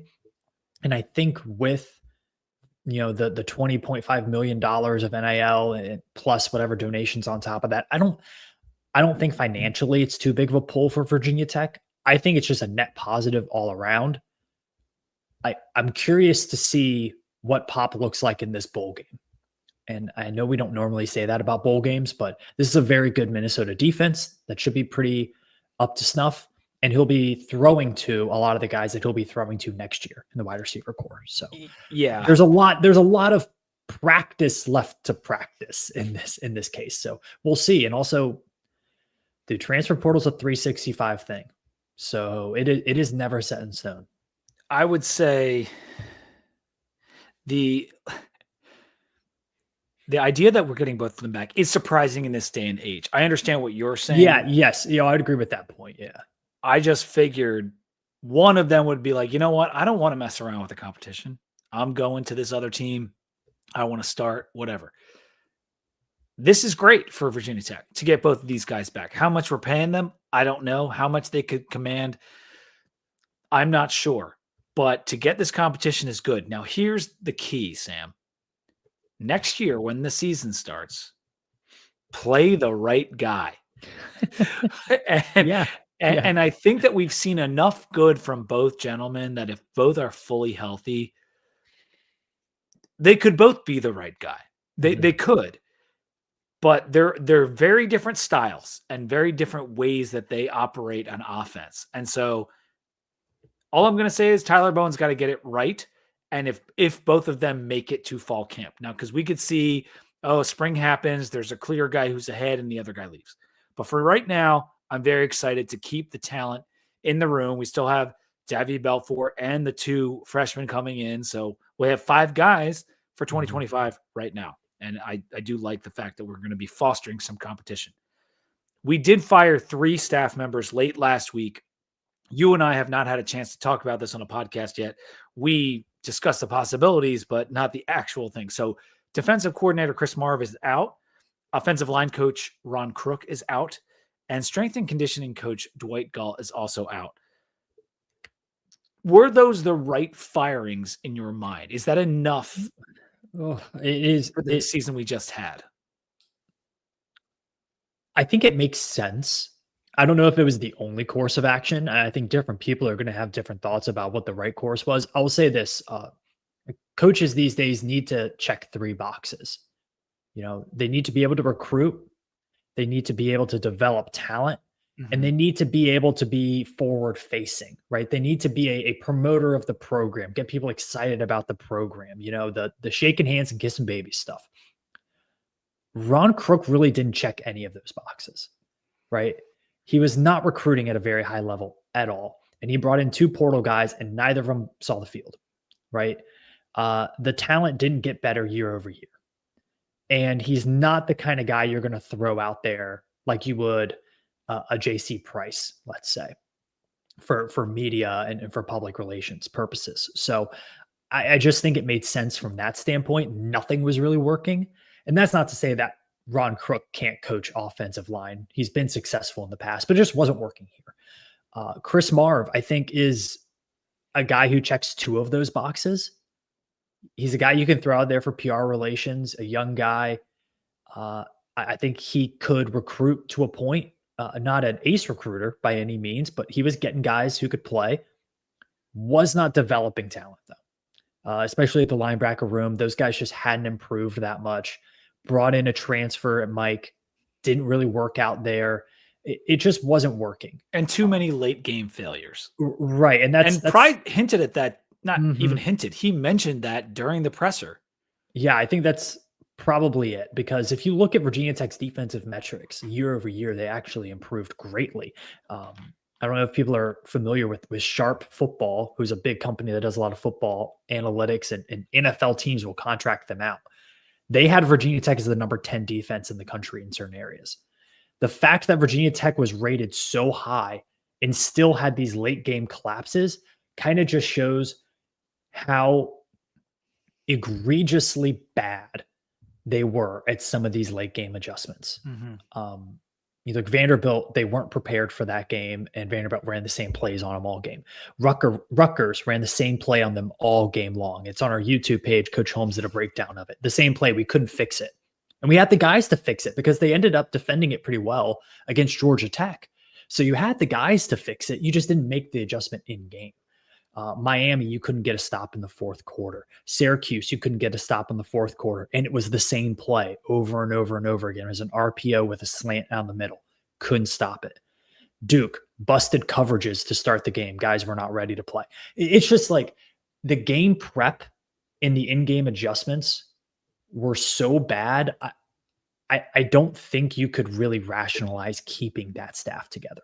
And second halves in particular, if you go to Doug Bowman's tweet that he had regarding the second halves and just the way the defense performed in relation to the first half, it's shockingly different. And we know that we had problems in third and fourth quarters this year. That's not a mystery. But if you actually look at the statistical analysis, it's incredible how poorly we managed to adjust throughout the year in the second half on defense. As far as finishing out, was this enough change? Are you satisfied with the amount of change? I think that I am, because of the strength and conditioning one, because I kind of figured like the third firing would have been Stu Holt, to be perfectly honest, and maybe that will still get shuffled. But when you fire your strength and conditioning coach, it recognizes a bigger picture change is needed. Like that because that guy is with the players so much. And it's not a schematic thing. It's a mentality thing. It's a strength thing. It's being able to hang tough in the fourth quarter, which we showed an ability not to do. And so to me, when I saw the Galt firing, and it's no disrespect to him, that was like, okay, I'm hopeful that things are going to change. The changes seemed very pointed and very strategic, right? It seemed very addressed at the late game losses. Right. The reason the defensive staff wasn't working out wasn't because the defense was bad on a whole. It's because situationally the defense was bad. Why was the situationally defense bad? Well, schematically you couldn't adjust, and also guys weren't conditioned. I mean, look at that Vanderbilt game. The guys were gassed. First game of the year, you're gassed. I don't care how hot it is outside. Like you can't lose a game because your guys have their hands on their hips the whole game. And so it seemed very pointed from the defensive side. And I also think the offensive line, like I said, it just wasn't working out. I'm a little bit, I would be surprised if this is the last moves we see. Brent Price hinted at it. I think it will happen. I think you're going to have some shuffling here or there. I'm going to assume that the reason Stu Holt is still on the staff is because of tight ends. I've been very good. And I think you can much more easier bring on an analyst for special teams. Yeah. And so I think in this modern day where you can pretty much have as many on-field coaches as you want, I don't know if firing a guy who is good at his position coach job is going to really help the team as much. And that's part of the reason that Marv is gone too, is because not only did the defense play discombobulated a lot, he's the linebacker coach. And we continuously claim, despite having guys who came on strong at the end of the year, and Caleb Woodson and Jaden Keller, that the linebacker play has been lacking for the better part of 3 years. And he was a young, inexperienced coach. And if he's not recruiting that well and his schematics aren't that good and his position isn't that good, It's an easy Yep. decision. It makes the decision easy. Now, I know it was very hard for Coach Pry to probably do that, but at the same time, it's kind of a no-brainer when you really break it down to get rid of Chris Marv. I don't think Tyler Bowen goes without blame. I do not. Because every year we talk ourselves into another quarterback that, this time it's going to be the one. And Kyron Drones had a worse statistical season than he did last year. And everyone thought he was coming back and going to lead us to this top 25 offense. Well, we were 58th in scoring. And I think after the championship game, 67th in yards per play with everybody back. Injuries be damned, Sam. That's not good enough. Yep. No, I would totally agree. I do think the issues offensively seem more fixable. I think there was one, I think the offense had more games where they played good than the defense did for the whole game. Okay. Over the last 2 years. And I think offensively, I felt like the issues were more easily addressed than defensively. Defensively, it felt like the whole operation collapsed. Offensively, it was missing a couple, like Kyron missed a few throws beginning of the year. You made the change on offensive line. I don't think it is without strategy that you keep the offensive staff when your best recruiter is offensive and probably your best position coach. And Elijah Brooks is also offensive at the running back position. I think that is part of it too. So I don't dislike keeping Bowen for that reason. Now you do have to make some serious changes though, because again, similar to defense, there were too many games where the game plan going in, you just scratched your head. It was wrong from the start. So I am curious to see if they bring in an analyst offensively to help them with game planning. They've mentioned Bruce Arians for a GM role or GM. I shouldn't say GM role, for a advisory role. Advisory. Yeah. Same thing with Bud Foster, right? On defense. I'm curious what they get from those positions. From Bruce Arians, from his perspective, he is an offensive guy at the highest level. Do you lean on him a little bit more if you create that point of contact? Pete, this is, I meant to bring this up if we talked with Billy Ray, and then two, I'll ask you, because they haven't hired anybody for these positions, right? Because I guess we can talk about who they might. Brent Pry went out of his way to say that Bud Foster was going to be on as an advisor to this process and be helping find the new DC. Is there any chance that we get a Dick Cheney situation with Bud Foster where he says, I have scoured the globe for your next defensive coordinator and I found him. It's me. It's me. No, I do not think so. I don't think Bud's coming out of retirement to be the DC. He has an office in Merriman and he's been around. I think that will continue. He's not going to be the DC, but will he help the DC? Will he have a say in who the DC is? Absolutely he will.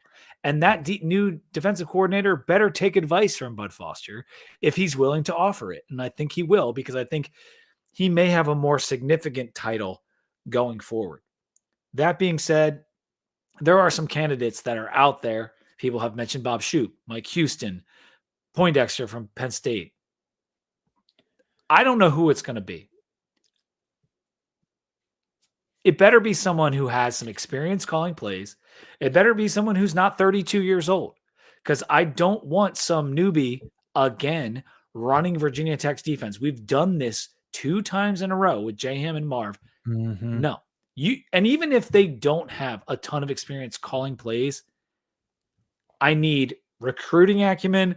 I need experience, straight up experience. You need to be 40 plus. I'm sorry. You probably do, because we cannot mess around with this. We need someone where the floor is pretty damn high. I'll tell you right now, I feel like if Virginia Tech is paying less than $1 million for their next defensive coordinator, it's probably not an experienced enough hire. Yeah. I'll tell you, like, just that's going to be a good gauge for fans when you see that contract come out, because it needs to be a home run hire. Like, it needs to be a home run hire. Hitting singles is not going to help at this point. Mhm. And I'm a little bit worried we haven't seen Virginia. Like Virginia Tech as an athletic department hasn't been in this particular situation for a while, because after Bud Foster, Justin Hamilton was the guy in the wings. He was handpicked after Bud Foster left. Yep. You didn't have to go out on a DC search for him. So Virginia Tech hasn't been in this position where they have to go shopping for a big time coordinator. And now they have to go shopping for that big time coordinator and his position staff. And at the same time, you probably need to supplement your offensive staff. I brought this up in our chat earlier today, and not to switch to the other side of the ball so quickly, but it does feel like Brent Davis has a fast track to the offensive line job. It feels a little like that. Yeah. That's kind of my thought there. I would be not surprised by Brent Davis getting the offensive line job, but I can't say that I wouldn't be a little disappointed because he's been here. I just think if you go down the hall for multiple of these hires, which strength and conditioning, there's a lot of buzz about Jared Ferguson getting that job. And that's who's running our strength and conditioning going into the bowl. And obviously Davis is handling the offensive line right now going into the bowl. If you're going to just go in-house for 2 out of 3 of these hires, like shut the whole fucking thing down. Like, what are we fucking doing? I agree with that. If you go in-house, if you go overly in-house, then it's the mom and pop shop stuff. Right. Like that's the VT way. It's like just leaving it in the will to the kids. Yeah. You know what? Why don't we make Mike O'Kane and Stein Spring offensive coordinator? That's the ticket. O'Kane Spring offense. No. You stop. Yeah. It's in the starting of our Too Deep show, but like this isn't some Ricky Dink ass program. You're not supposed to do this type of shit. It has become that, but it's not supposed to be that. I think Virginia Tech is at. I think you need to look at like sitting G5 head coach. I think you need to get to that point. You need to sell somebody. You need to pay up. You need to go big. You need somebody with some serious experience here. And that is not an unproven method. It has happened plenty of times by big programs. And I also think Virginia Tech has enough of a brand name to be able to attract some coaches to do stuff like that, especially in today's day and age, like we just talked about earlier in the podcast. Like with the craziness that is NIL, transfer portal, all that, some of these guys aren't going to want to be head coaches. Some of them might want to go to that coordinator role, especially if you can pay them what they're getting paid or more. So I think you really do need to shoot for the stars here. No, you do. And I don't think DC is not coming from in-house. So I don't think so either. Be that as it may. But if you make 3 firings and then you literally hire 2 guys that were on the staff that just went 6-6 2 years in a row, and this season was so disappointing, I just don't know if that's going to inspire a lot of hope. Like it doesn't inspire a lot of hope in me. One off, you could talk me into Jared Ferguson. You absolutely could. He's been a great Hokie. He's been around the program a long time, left, came back. He probably would do things differently, I would assume, than Dwight Galt. You're not going to hire someone who would do things exactly the same. Otherwise, you're not going to do it. But he was here. He was here. And the biggest detriment to any of these guys who have already been at Tech is that you were here at the same time that all the bullshit went down last season. Mm-hmm. And so I hope we can do better than Brent Davis, but maybe we can't.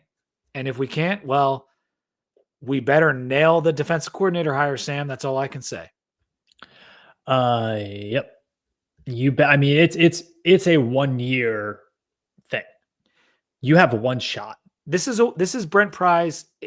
I don't want to say it's his last shot, but it's his last shot. We're right there, man. I mean, if you go 5-7 and 6-6 again next year, I have a feeling both the athletic director and the head coach will be looking for work.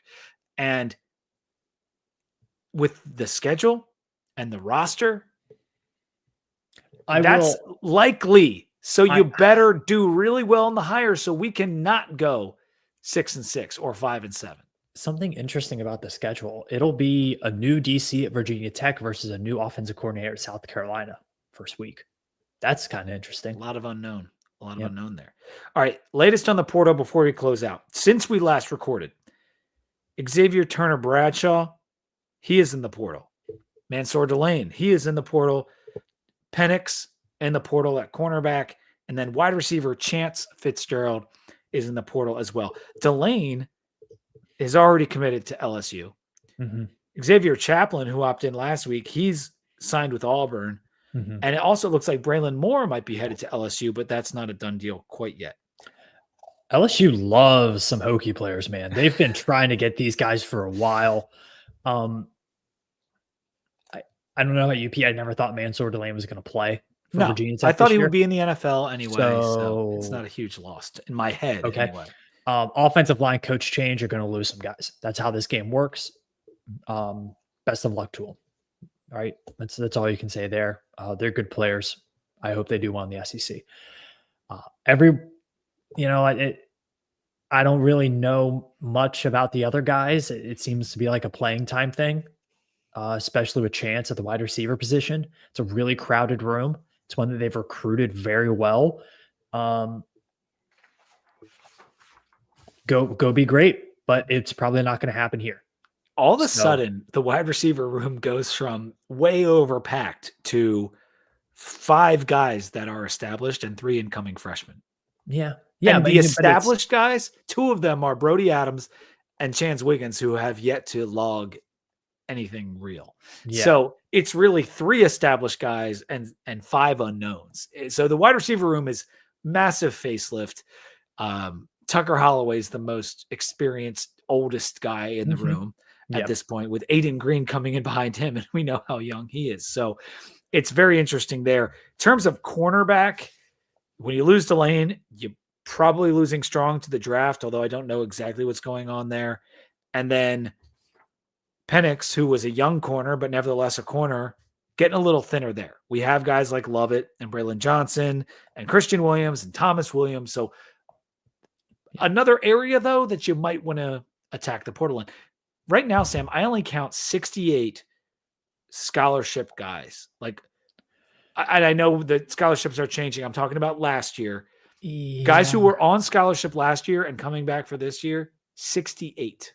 That's very – and got a lot of work to do, man. 24 incoming freshmen, something like that? 19. 19? No, I'm including the incoming freshmen in that. Oh, you are? Oh, that's Yes. fun. That's fun. So that's 17 spots to get to 85 and then 37 spots to get to 105. It'd be really nice if we had position coaches to be able to recruit these guys. That's what I'm saying. We gotta make some hires. We gotta make some hires. I know we're running long here, but it's been an awesome show. I will point out one thing. We are about 2 weeks away from the NFL doing their round of firings. What do they call it? Like Black Monday or something? Right, Black Monday. There could be some open guys from there. That's something to look at. This is a long, the transfer portal lasts a long time, right? The coaching carousel lasts a long time too. I'm just going to point that out there. A lot of these big moves are made into January. Only 10% of the portal's committed right now. Yep. And it's still very early in this process. And I think also, I haven't heard a lot of smoke around Mose Phillips in terms of visits and stuff like that yet. Same with Kelly Lawson. You're hinting at the fact that he could come back. Same with Kelly. They could. If you hire a guy and they like that guy, come back. Yeah, they could. So I'm just saying not Mansour, not Chaplin, but some of these other guys could potentially come back. When they enter the portal, you assume that they leave, but you don't know. If you hire a coach that they love, maybe they'll come back. But we need to hire some coaches. And James Gilmore just commented, probably one O-line figured out the fastest for recruiting. And I agree, because we don't need 1 or 2.